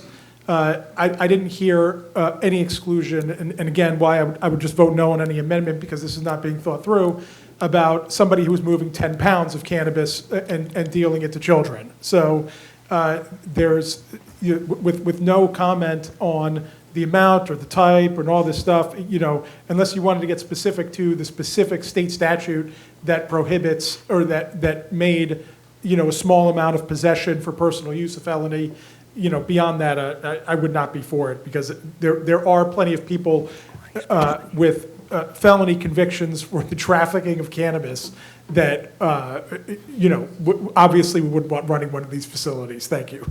Councilman Leninger, you're next. Thank you, Mr. President. I agree. This is not a perfect way for us to legislate. I think it would have been better for us to send it back to committee or to hold it so that we can work through these issues and be more exact in our language. If we want to, really have a scalpel to who we're excluding, that would have been the way to do it. But we don't have that option. We're doing it now. And I think, frankly, that the best way to do it without getting into another hour of maybe needing a recess to get the county attorney to give us a little bit of research, I think let's just, for this purpose, we'll exclude cannabis. Councilor Reed. Thank you, Mr. Chair. I would support this if you could determine an amount of cannabis, no more than, pick a number. You pick a number. I don't know. I'm not the one coming up with the amendment. Let's say an ounce. Well, then, are we proposing an amendment to the amendment? That's what's going on here, folks. Is there a second on the amendment to amend it to say an ounce? Yes. Okay. Mr. Reed is. Point of order, Mr. President, to keep this a little cleaner, since it sounds like the original amender seems cool with this, if they and the seconder would adopt it, we don't have to amend to amend. We can just start with the original amendment. Are we okay with that? Let's go through the process. Let's have Okay. the amendment to the amendment, and then we'll come back to it. Okay, so we have the proposed amendment to the amendment being page 7, section 4A, subpart III, and this being excluding cannabis in the amount of 1 ounce. Is that correct? Cannabis in the amount of 1 ounce. Is there any discussion on this amendment to the amendment? Councilman Hudson. Is 1 ounce of cannabis a felony? I don't know. Nope. That's That's what it says here, and that amounts to a felony. I don't think an ounce of cannabis is a felony.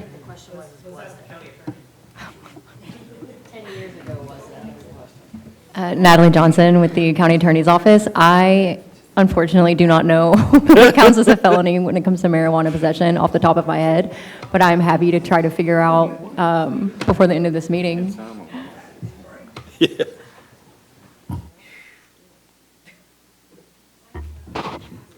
Mr. President, Yes, ma'am. I recall, seemed like I was first year on the council. Did we vote for something that said if you were caught with 1 ounce or less? Can somebody that was yours? What? Councilman Piccintini, you want to respond to that? Yes, to clarify, we passed a resolution that deemed, yes, we did. We can't decriminalize. We didn't pass an ordinance. We passed a resolution that made the possession of marijuana the lowest law enforcement priority. Okay, but it did not, because we don't, only the state criminalizes We possession and passed all that. something- So we made it the lowest law enforcement priority. We passed something that talked about if you're caught with 1 ounce or less in your car, if the county attorney could please refer to that. It was an ordinance.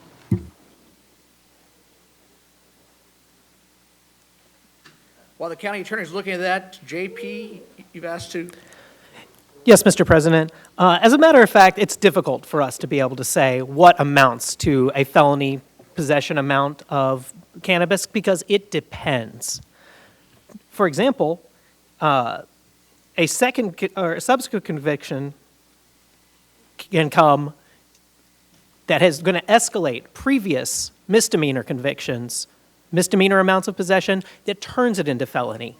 I think in the interests of moving this forward, the cleanest solution is for us to just exempt cannabis from this clause. Because the fact of the matter is we are not going to come up with an amount that's going to make sense in the law because frankly, our laws don't make sense.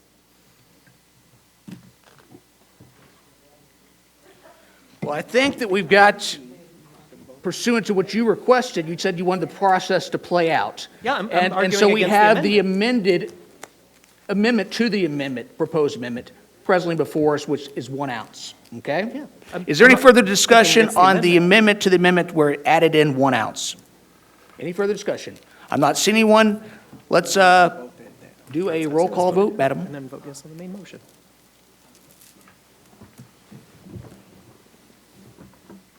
Councilmember Parrish Wright? Is this yes to the amendment on no cannabis or the 1 ounce or One- both? 1 ounce of cannabis. And then we'll come back to Okay, the main yes. motion. I'm voting no. Okay. I think we should vote no on the Yes. amendment to the amendment. So I'm sorry, what was your answer, ma'am? No then. Okay. No. Councilmember Reno Weber No. and Councilmember Winkler. Oh, I'm sorry, sir, you're not there. Okay. Councilmember Benson?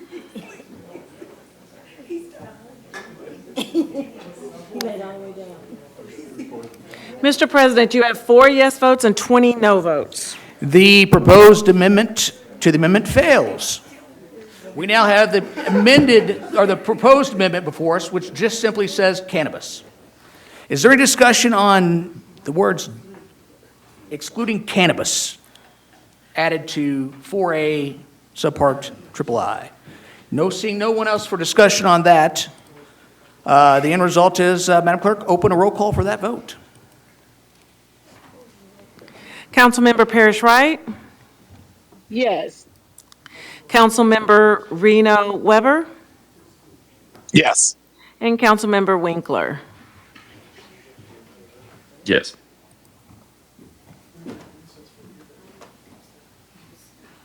Mr. President, you have 12 yes votes, 13 no votes, and 1 present vote.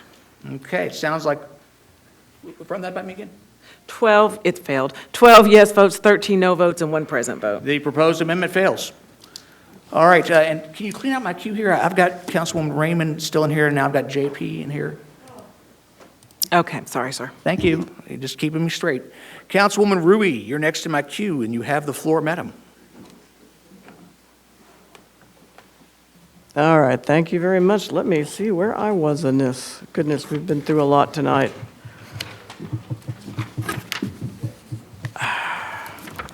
All right, here we go. So page 14, section 115.187, persons under the age of 18 prohibited on premises.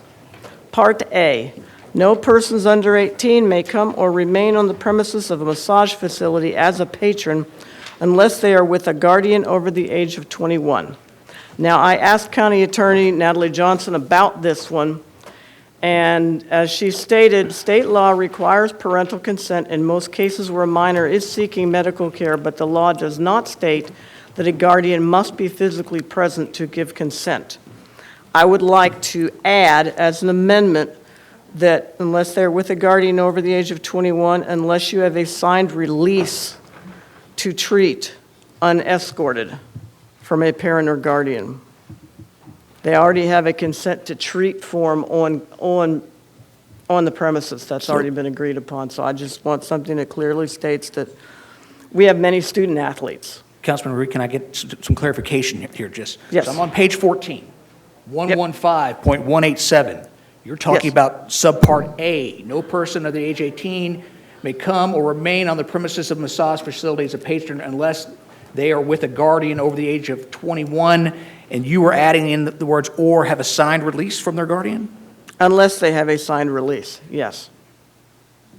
You've got a lot of high school athletes who are coming in here being treated for various aches and pains. And if they have the ability to drive and their parents already know they're going there, I do not see the importance of ensuring that the parent comes if the parent already has a trusted relationship. So I think what you're suggesting is adding an after age 21 or have a signed release from their parents or guardian. Okay. So, because the or says you either got somebody there or you got the signed release. Does that make sense? Yes, it does. Okay, so is that your proposed amendment? Yes, it is. Is there a second for that? There's a second for that. We've got the amendment before us of section 115.187, subsection A, adding or a written consent form by the parent or guardian. Councilman Piagentini, you got your hand up. Yeah, again, against, unless this is significantly drafted in a far more comprehensive way. Again, this comes down to, is this considered a true therapy related to healthcare conditions or not? There are extremely limited circumstances that minors can go to healthcare professionals by themselves. And even within those circumstances, there's a bunch of exemptions. Even with parental consent, they have to be of a certain age or have other circumstances. For example, it's an emergency, they're emancipated, et cetera. There are these illegal operations are popping up near high schools for the purpose of soliciting young teenage boys into them. Okay? So I, for one, have no interest in making this easier for young teenage boys to walk in and out of them. And just to back up to something, to sort of circle back on why I'm against this, again, if we're going to treat this like other medical facilities, we need to follow the way the state does this and the federal government does this related to medical facilities. The reason HIPAA doesn't apply is because nobody in the federal government or state considers this medical, okay? So that's why we need to be very careful and follow that and not create, under this circumstance, somebody could get a quote note, who knows who's signing that note, and some teenager is walking in and out of that place. I'm sorry, unless this is drafted in a way that has significant protections that mirror what the state does, allowing this to be open for minors is playing into the criminality that already exists and how this is being marketed to certain demographics. So I think we would need to be against this, albeit, again, if somebody wants to bring the state regulations and then the rigor around those state regulations that apply to medical facilities, then we could talk about that. Thank you. Councilman Rui. Okay, so Councilman Piagentini, would it be acceptable if something were added in there to the effect that this parent or guardian signs it in the presence of the licensed massage therapist? Would that be acceptable? We're just, I heard the president say, go ahead and answer, Councilman Piagentini. So what I would say is, again, you know, how do you go about that process? You say they're in the presence. Says who? Do they have their, do they have a copy of their license, birth certificate that certifies they're their parent? You know, what is this process that they are the parent or guardian, and who is saying that other than some random adult's attestation? And look, that's coming from a person who has adopted children, right? Now, luckily for me, I adopted them at birth. Their birth certificates have my name on it, so it's very simple for me to prove guardianship. That is not the case in these very complex situations. I have situations within, that I know of you know, fostering, of, you know, there's all kinds of other guardianship scenarios that are very complicated, and proving that you are the guardian is actually quite a fraught thing. I think getting into that is very weird. It is not abnormal. I mean, I've had teenage children who had to get physical therapy, who were athletes, and I went with them. As a matter of fact, I would think it was quite weird that I would let this child go into a back room with an adult and let them do things to them without me being allowed, or their mother for that matter, since I have daughters, and not one of us be allowed to be there. I would think that'd be wholly inappropriate. So, no, I think we need to be very careful about this, and I would reject the amendment. Thank you. Councilman Bellinger. I agree with Councilman Piagentini that it is pretty difficult for us to ascertain whether or not someone is acting legitimately in the role of guardian or parent in these cases. I would say that it's actually impossible for us to make sure that the people attending with the minors, as the legislation is written, are in fact legitimately the parents. I would ask anyone to tell me how we're going to prove that in light of the fact that many minors do not have government-issued ID, many parents do not share home address or last name with their children, despite still having parental rights. I think that there would be no way for us to prove whether or not the person in attendance with someone is necessarily the parent to any degree of certainty, any more than what has been proposed. Councilman Piagentini. Thank you. With the exception of you would have to walk into the facility, we have already established that all entrances to the facility must have a camera, and it is illegal to wear a mask in the city of Louisville. So you'd be walking in, the camera would be seeing you, and if there were a question afterwards about that person not being a guardian, you would have photographic evidence of who the perpetrator was. Under this circumstance, under nobody's supervision, and even if it was, and you can't put it under the therapist's supervision, they are not, they're not going through the process of a notary, for example, but you could have a signed note from God knows who, and a minor just walk in and get that service. At least if they're being accompanied by an adult. Yes, I don't 100% know that you are their parent. Heck, in my case, I don't look like my children. Like I said, they're adopted. But at least when I'm walking in, that person can make a visual identification of me. They have security cameras. We required it. And if there is an issue after the fact, then that can be adjudicated. And there's evidence of who it was. Thank you. Councilman Leninger. In the same vein, if we had record keeping of the note, wouldn't we be able to ask the parent, is this their signature? Did you allow this? When the parent comes back and says no, now we have proof that there was a crime that was committed. Except, again, 16-year-olds can drive, so under what circumstance, the parent doesn't have to show up. The therapist would never have to talk to the parent under this amendment. In both cases, we are discussing investigation of the crime ex post facto when you're talking about we'll be able to look at the photographic evidence of the people walking in with the child. I think in both cases we have established that ahead of entering the facility, in neither case are we able to prove that the person is giving legitimate permission. I'll just wrap it up by saying I'm not in favor of making it easier for minors to use these facilities by themselves. That's what it is. Best. After working in healthcare and emergency services for over the last 20 years, as minors would come in unsupervised, we had to, within another adult, they had to have a notarized letter. So there was legit letter documentation that we would file that it was a notarized letter that they are acting as guardian for the child. Anyone else? Councilman Reed. Mr. Chair. Thank you. Hold on a second. Councilwoman Parrish Wright, were you trying to speak? Yeah, I was. Okay, well then, I'm going to give you the floor, and Councilman Reed will have it after you. Thank you. I know you said to yell. It's hard to chime in online. I just want to say, just getting back to Councilwoman Rui's original point of this amendment, it makes sense for the people that need it, the young people. And just today, while I'm traveling, my sons needed their physicals done, and I just gave verification over the phone, even though I had submitted like a sign, and they got those physicals done at JCPS. And I've already submitted a form before. So signatures can be verified, as Councilman Leonard just said. There's just a lot of unknowns with the legislation and with how people are accessing it.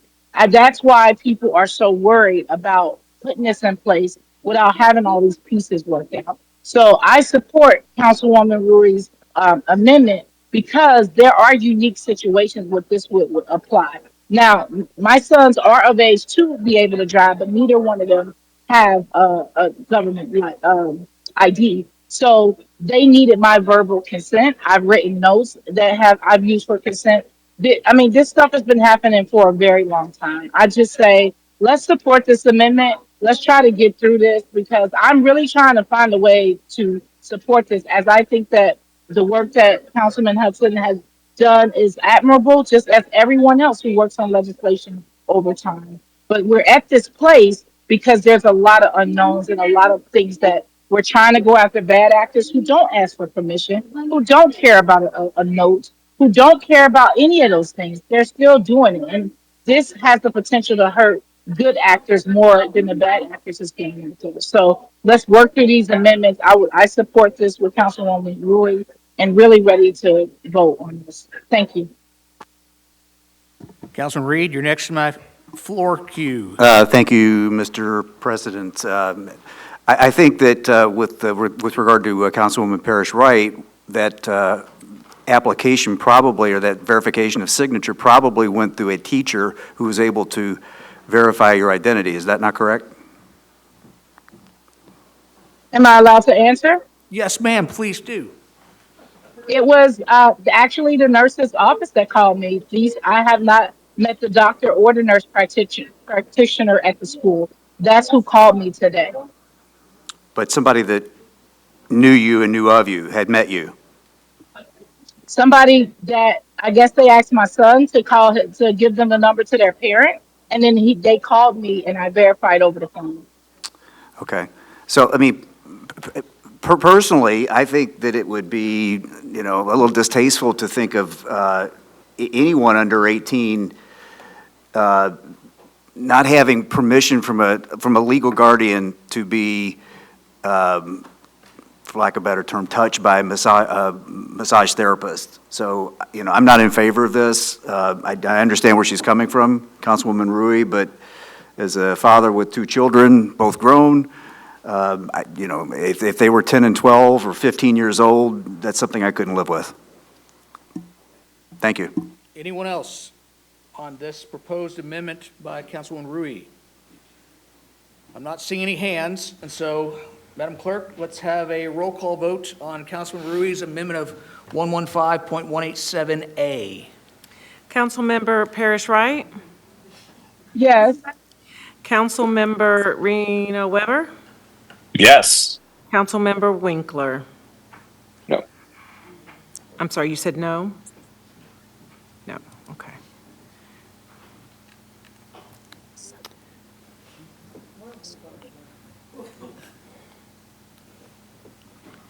Councilmember Shanklin, I'm sorry.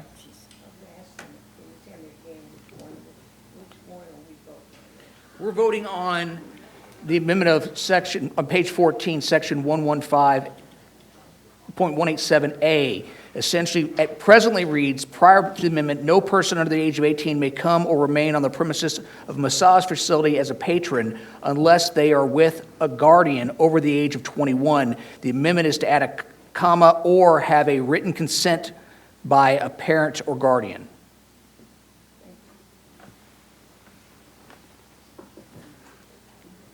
Okay.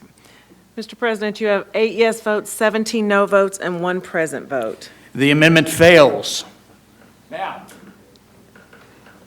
I've got no one in my general queue. Is there any other amendments regarding this piece of Mr. legislation? President. What's that? I was supposed to be in the general queue, but it went so long. No, that's I don't know okay, what happened. ma'am. If you'd like the floor, you have the floor. My general question, I think a lot of my colleagues covered some of my concerns, was being put in we've been told, don't name call, don't do this, don't do that, you'll lose support and all of that. But to be told that if we vote against this, that we are in support of human trafficking as a sexual assault survivor, that's really hard for me to receive. There are just nuances and things with this legislation, and legitimate people who run these businesses have those concerns. I don't have the knowledge base that some of my colleagues have. They know the ins and outs, the camera, the flashing the money. I don't know that stuff unless I go watch a movie about it. But I do know that these things are happening, and these criminals are not going to go through these regulatory processes, and they're in that way. And I think that this is really hurtful to the people who are trying to do the right thing. I think it's well intentioned. Nobody is arguing well intentioned. Nobody is supportive of sex trafficking. And I just want to make sure we're clear about that. I see a lot of contradictions with this council saying, oh, we don't want to do amendments on the floor. Oh, we don't want to do resolutions. Oh, we don't want to call names and do things like that. But other people do it. They just use different words to say it. And it's very disrespectful to put us in boxes because we don't agree with legislation. Okay. I don't do any of you like that. Either you agree or you don't. But I don't characterize you as people who just don't care or being negligent of a very serious crisis our city is dealing with.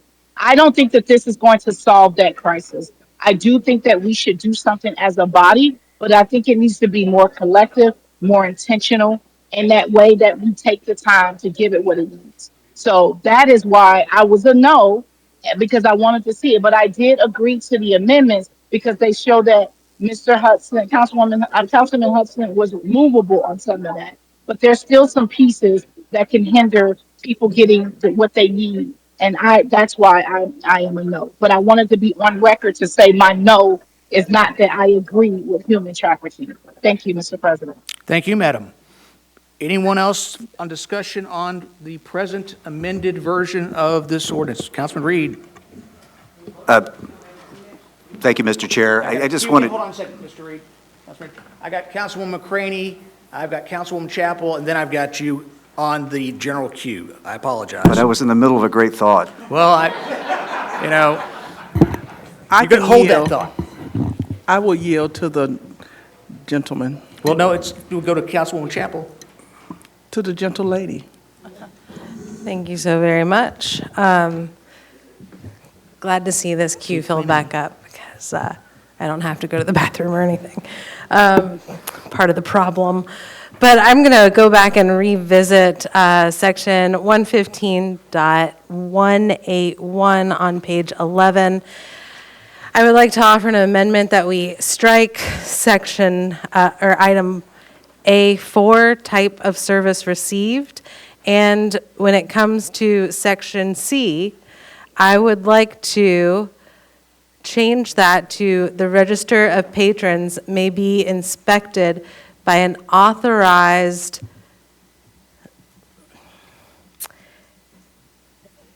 code enforcement,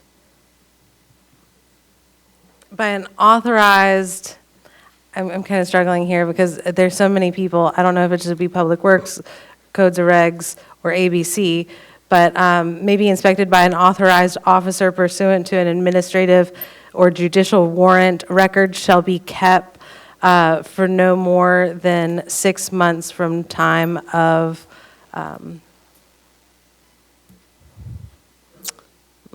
From time of retrieval? That's not the word. From the time that you get the record, that the code enforcement officer gets the record, they have 6 months. I'm lost. Can you tell me again what Sure. your proposed amendment is? We're on page 11. She's talking about So, section 115.181, but then what subsection were you talking about? Item C, the register of patrons may be inspected by an authorized blank of Louisville Metro government pursuant to an administrative or judicial warrant. All records shall be destroyed or deleted 6 months after they've been obtained. Hold on one second.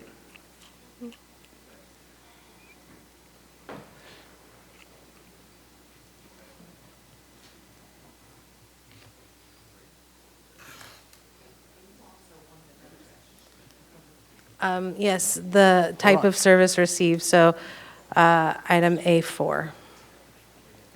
So you're proposing to strike A4 in its entirety, Yes, and then you're proposing to add a sentence at the end of C. That sentence being, all records will be destroyed or deleted 6 months after being obtained. yes. Okay. But I also am wondering, should it be inspected by an authorized code officer? Is that a code enforcement officer?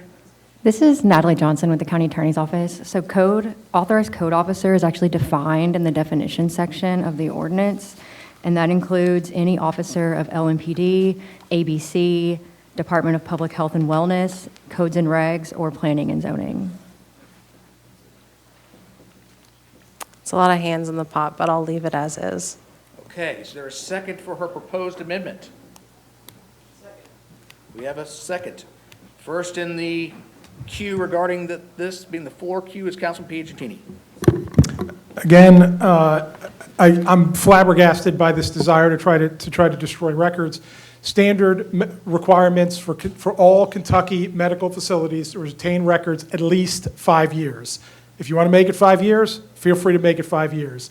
But if this is going to be, if we're going to consider this a serious therapeutic facility doing serious therapeutic work, then they should be required to go along with what other therapeutic type facilities have to do related to records retention, and that in the state of Kentucky is as a minimum of 5 years. Thank you. Thank you, Mr. President. I wearily rise to correct my colleague from across the room. This is not an amendment that is regulating how long the business will keep these records, but rather how long the records will remain in possession of the government following the warrant. Councilwoman Chappell is merely clarifying that the government shall release or destroy the records 6 months after action. And she's also saying remove type of service. And type of service would be removed. Thank you. Sure.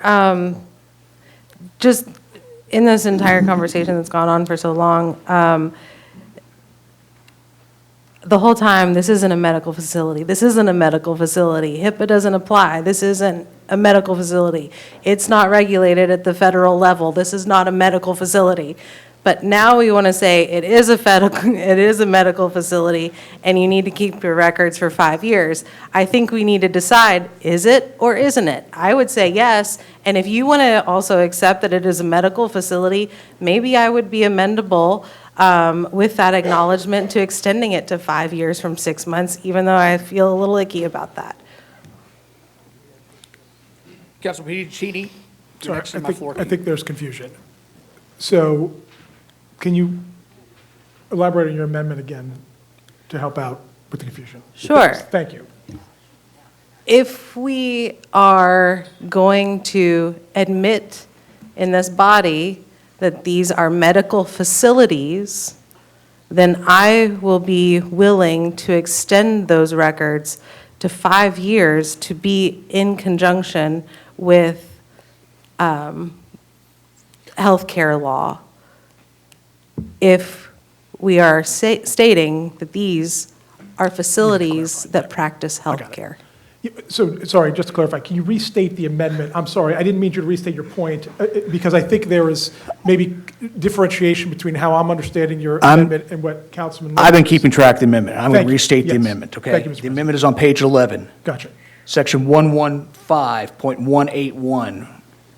She is under subsection A, capital A, she wants to strike Part 4, which is strike type of services rendered. She wants that stricken. The next part of this proposed amendment is under Section C of that section, where she's adding an end sentence, a new sentence at the end of Section C, saying, "All records will be destroyed or deleted 6 months after being obtained," period. That's her amendment. Deleted for possession of the government. But, okay, sorry. So thank you. So we're talking about two different separate things, record retention by the facility versus record retention by law enforcement. There, again, I would say there are already state statutes in place that cover how long law enforcement can retain records unless there is an ongoing investigation.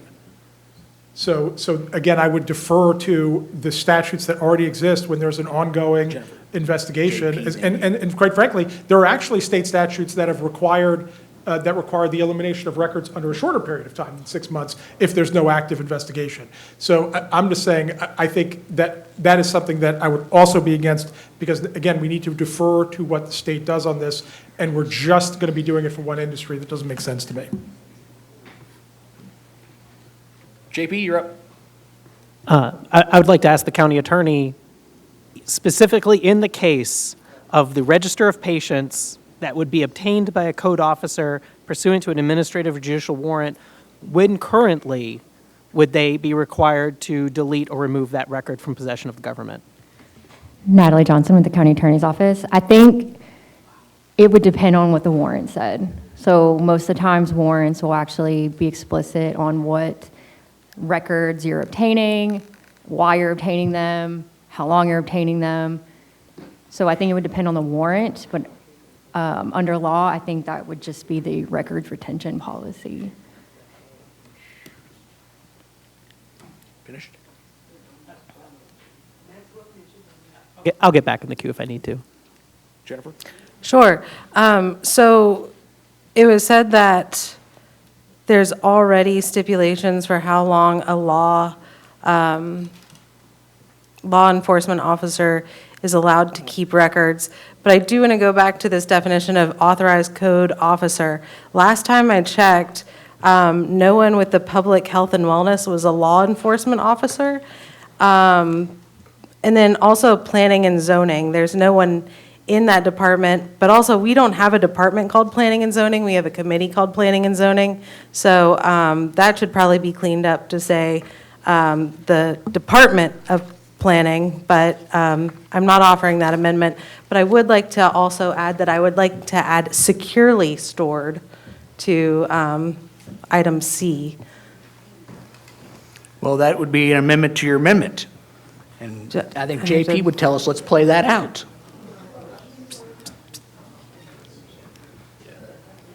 What? To add secured location, that was not in your amendment earlier. And so the question now is. She could withdraw. And then we get a second? I'm fine with that, but. Okay, hold on a second here. I'm trying to keep I think everyone. I can clear this up. Hold on. Okay. So let me, where do you want the word secured location? The register of patrons may be inspected by an authorized code enforcement officer pursuant to an administrative or judicial warrant and shall be in a secured location? And shall be stored in a secure location and released or destroyed within 6 months of obtainment. So, just so we're all clear, you want Part 4 of A stricken still, correct? You want Part C to be read as the register of the patrons may be inspected by the authorized code officer pursuant to an administrative or judicial warrant and stored in a secured location, period. All records will be destroyed or deleted 6 months after being obtained. Sure. Okay. Next in my queue, I believe, is Councilman Hudson. Yeah, I think I can add a little bit of clarity on the code officer language. There is a companion ordinance that was meant to come to Safety Committee at the same time as this one, but we simply ran out of time to bring it. I would ask County Attorney if she could describe that companion ordinance that defines code officer. Code officer is defined in this ordinance, sir. Well, it expands the definition to include ABC, code and regs. Well, I'm going to defer to the county attorney on this, but if there's a definition in this ordinance, the definition in another ordinance would not apply, the definition in this ordinance would apply. Am I correct on that, madam? That is correct. That's correct. So the end result is it doesn't matter what the companion ordinance says as a definition. We're dealing with the definition in here as the sole definition as relates to this document. I'll admit to being wrong. I did not provide clarity. Okay. All right, so who's next in my queue? JP's hand went up first. I'd like to move to divide the question between the two sections of the amendment. What do we look to divide? I would like to consider the two sections of the amendment separately. Oh, so you, the striking subpart 4 and then separating subpart C? Yes. That's made in form of a motion, right? Yes. And I hear a second from somebody? Second, okay. On this one, we can go for a voice vote, okay? All those in favor of separating this amendment, say aye. Aye. All those opposed? No. I think in the end, the chair has as a no. I'll abide by the chair's decision. Okay. So, who's up next? I'm not seeing anybody with their hand up or chiming in. So at this point, what's that? That's what I'm getting ready to do here. On Jennifer's present amendment, let's open the roll. Councilmember Parrish Wright, Yes. Councilmember Reno Weber, Yes. Councilmember, one second, I didn't get that. Winkler, No.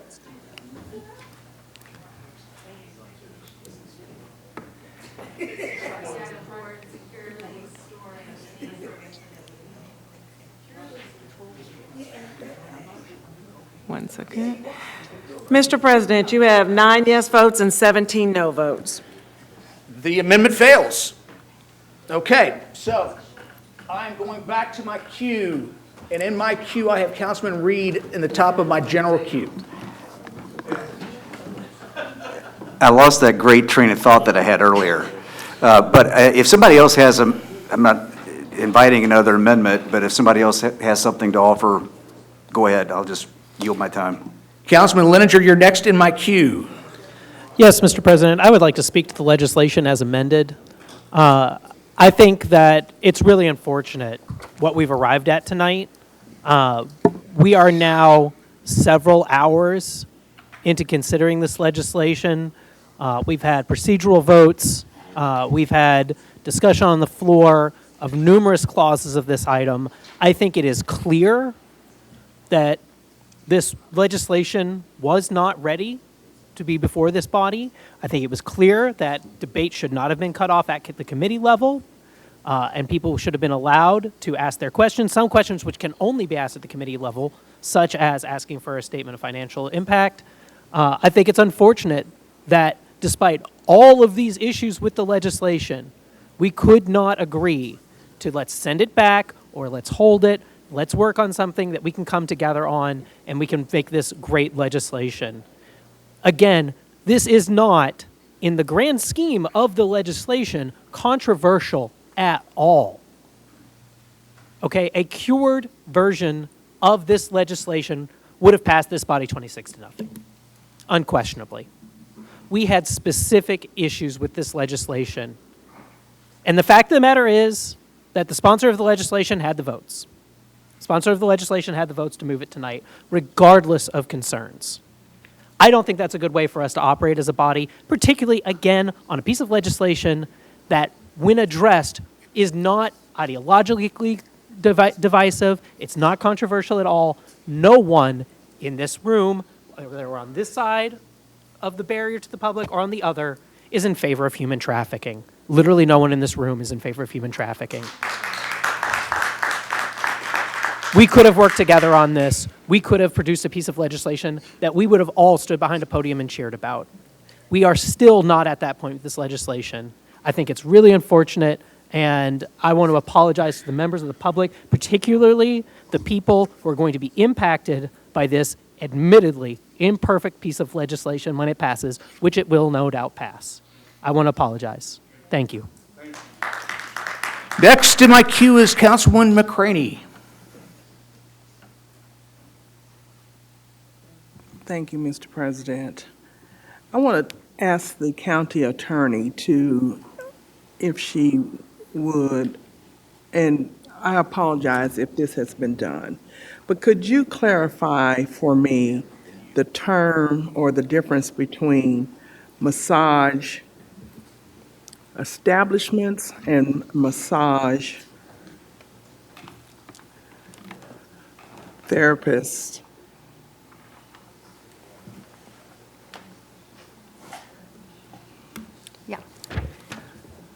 Natalie Johnson with the County Attorney's Office. So the massage therapist is just the person that holds the massage license. The massage facility is actually the massage business. So this ordinance regulates the massage business, but not the actual person. So in section 115.196 with the exceptions, where it says the subchapter does not apply to the following establishments or classes of persons. In C, licensed massage therapists who are not operating a massage facility. Could it read licensed massage therapists who are providing massage services in accordance to the KRS? Shall not be considered massage establishments.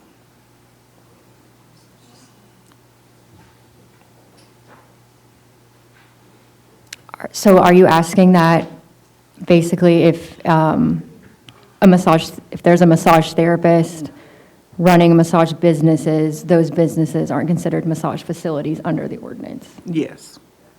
I mean, I think that there's no legal issue why you couldn't do that, but I think there would likely be enforcement issues. I'm sorry, I did not hear you because I was distracted by my colleagues who are not paying attention to the matter at hand that's so important.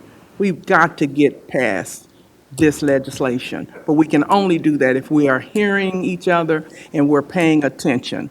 Thank you. The councilman from District 7 is asking you all to please keep your voices down.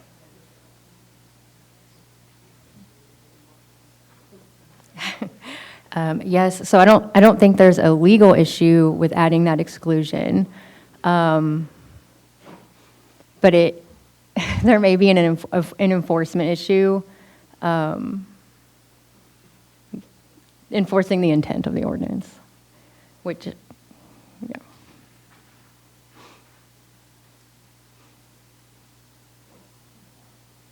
I have no idea what you just said. You want to clarify it for her? Yeah, so there's not a legal issue with adding that exclusion, and there's no legal reason why you couldn't do it. And I don't know that I'm, the one to speak to this, but I think it would cause enforcement issues and kind of go away from the intent of the ordinance. Because essentially, that would exclude pretty much every massage facility from being regulated by the ordinance. Because it is my understanding, from just what I've gained being in the task force, is that even illicit massage facilities will typically have licensed massage therapists, at least one on staff or one who owns the facility. Okay, thank you. You're welcome. All right, next in my queue, I've got, in this order, I've got Councilman Rui, I've got Councilman Reed, Councilman Benson, and then Councilman Owen. Councilwoman Rui, you have the floor. In the interest of, it's been a very long night, and I think a lot of us are having trouble understanding and focusing. I think we're all tired. I'd like to call the question. Is there a second on calling the question? Question's been called. All right. All those in favor, say aye. All those opposed? Aye. I think in the call of the chair, I think the noes have it. Unless somebody wants a roll call. Roll call on calling the question, Madam Clerk, please. Councilmember Parrish Wright? Is this for the amendment or the original vote? It's calling the question on the vote. Oh, yes. Councilmember Reno Weber? Enthusiastically, yes. Councilmember Winkler? Yes.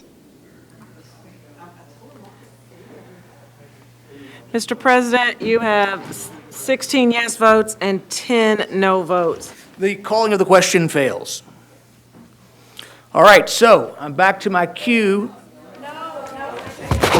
Two-thirds. Two-thirds on calling the question. So we were 2 votes shy. All right, so next in my queue is going to be Councilman Reed, then Councilman Benson, then Councilman Owen. Thank you, Mr. Chair.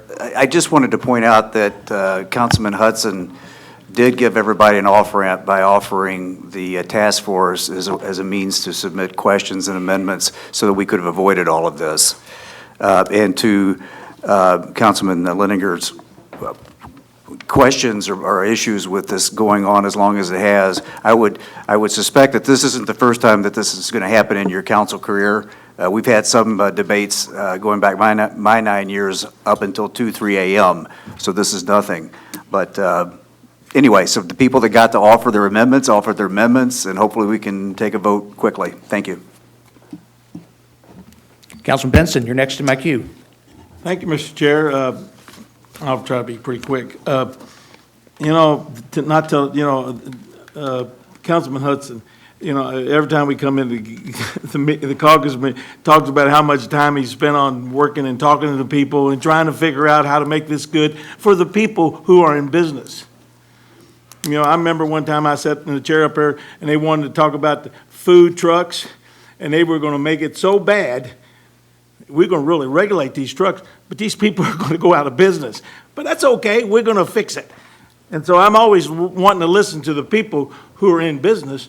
And so, but not till tonight, I found out that there was an ordinance already that's really pretty strong. It can really go after everybody. But Councilman Hudson said, this will be better for the people who are in business, and we can help them. Hey, to me, we need to ask the police, will you, if we pass this, will you all enforce it? Because you haven't been enforcing the one that's already in right now. I mean, if Kevin remembers, probably 20 years ago, we worked really hard on a noise ordinance.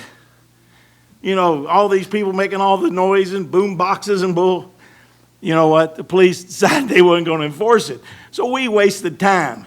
And so almost we should say, Mayor, if we pass this ordinance, would you all enforce it? Police, would you enforce it? I mean, I don't like all that crap. Are we going to waste all of our time trying to make something better for the humans in our community? Or are we going to say, let me have a little more time here. Let me stand up in front here and tell everybody who I am. This is the first time I've talked, and I know it doesn't make any sense, but sometimes I get tired of listening. The people go on and on. Are you really here to help somebody, or are you trying to grandstand? I won't tell you what I think. So, sorry, Mr. President. No, nothing to apologize, Stuart. The reality was, it did make sense. So it was, it was good. It made sense, so. All right, next. I withdraw. Withdraw. I've got no one left in my queue. No one raising their hands. All right, we have the amended ordinance before us. Madam Clerk, please open the roll. Councilmember Parrish Wright? The amended ordinance. The final vote, ma'am. Oh, okay, no. Councilmember Reno Weber, No. Councilmember Winkler. Yes.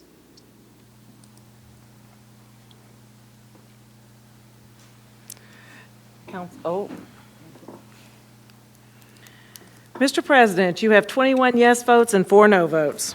The amended ordinance is adopted.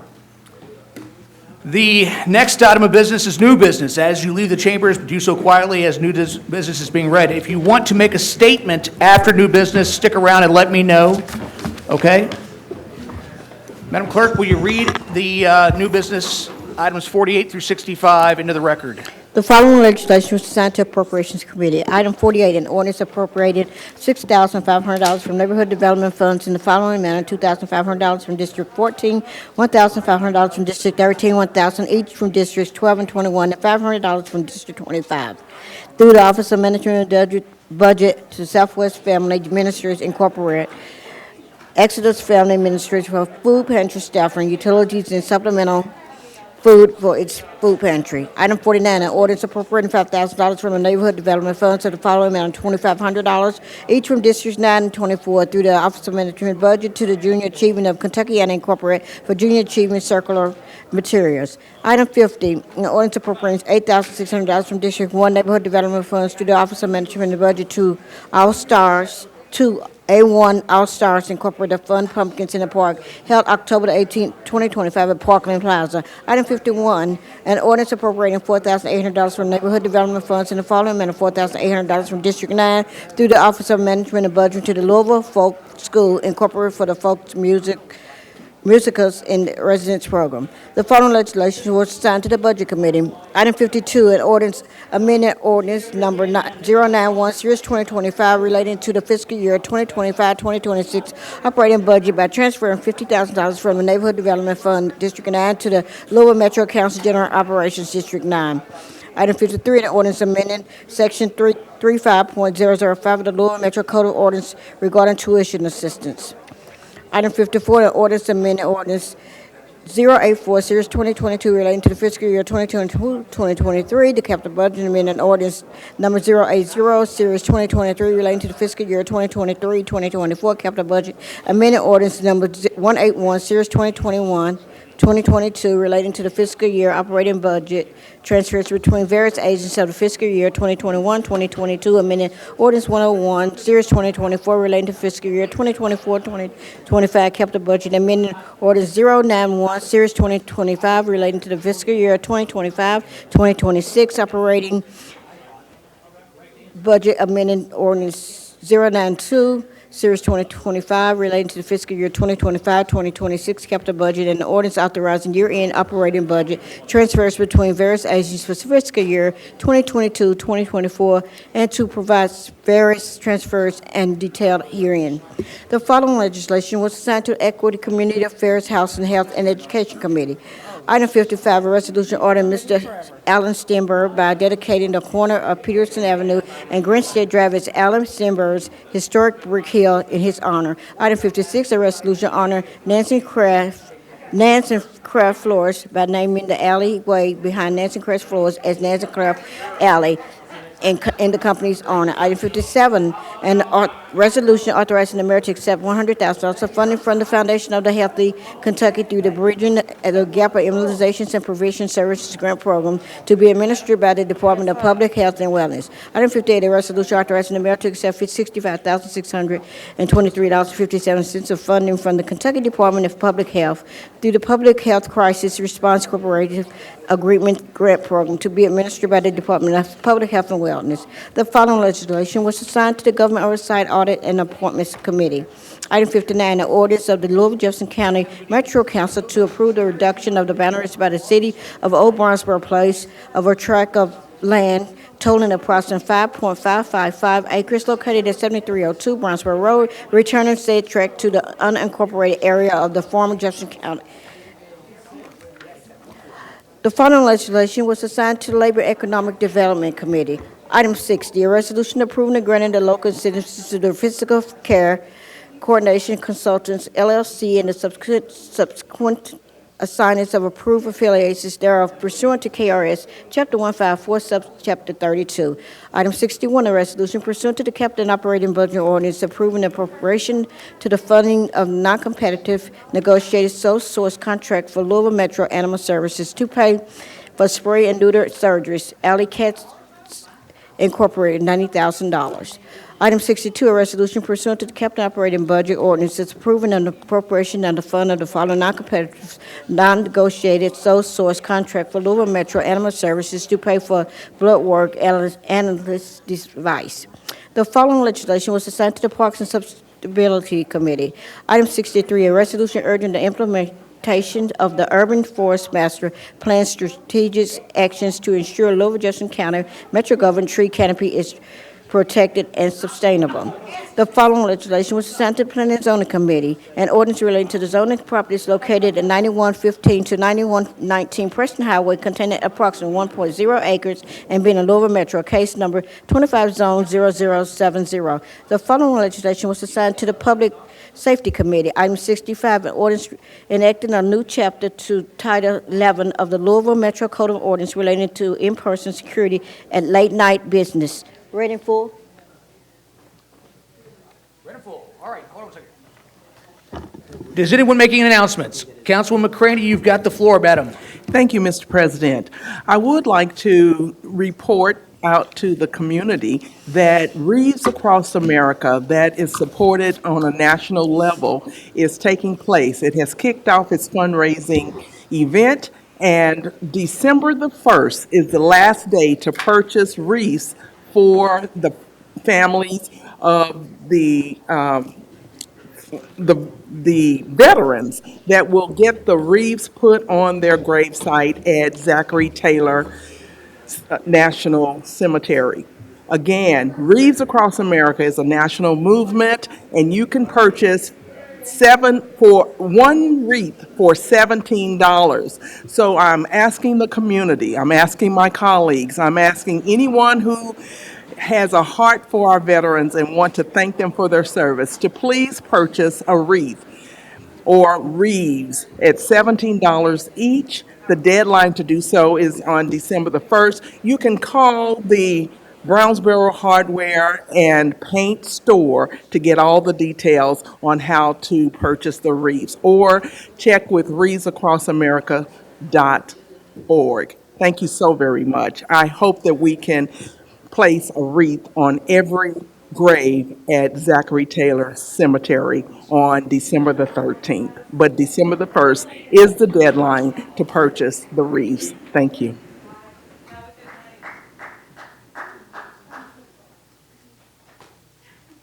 Are you done, madam? Okay. This concludes the meeting. Our next meeting is scheduled for Thursday, December 4th, 2025 at 6 p.m. With no further business, we stand adjourned.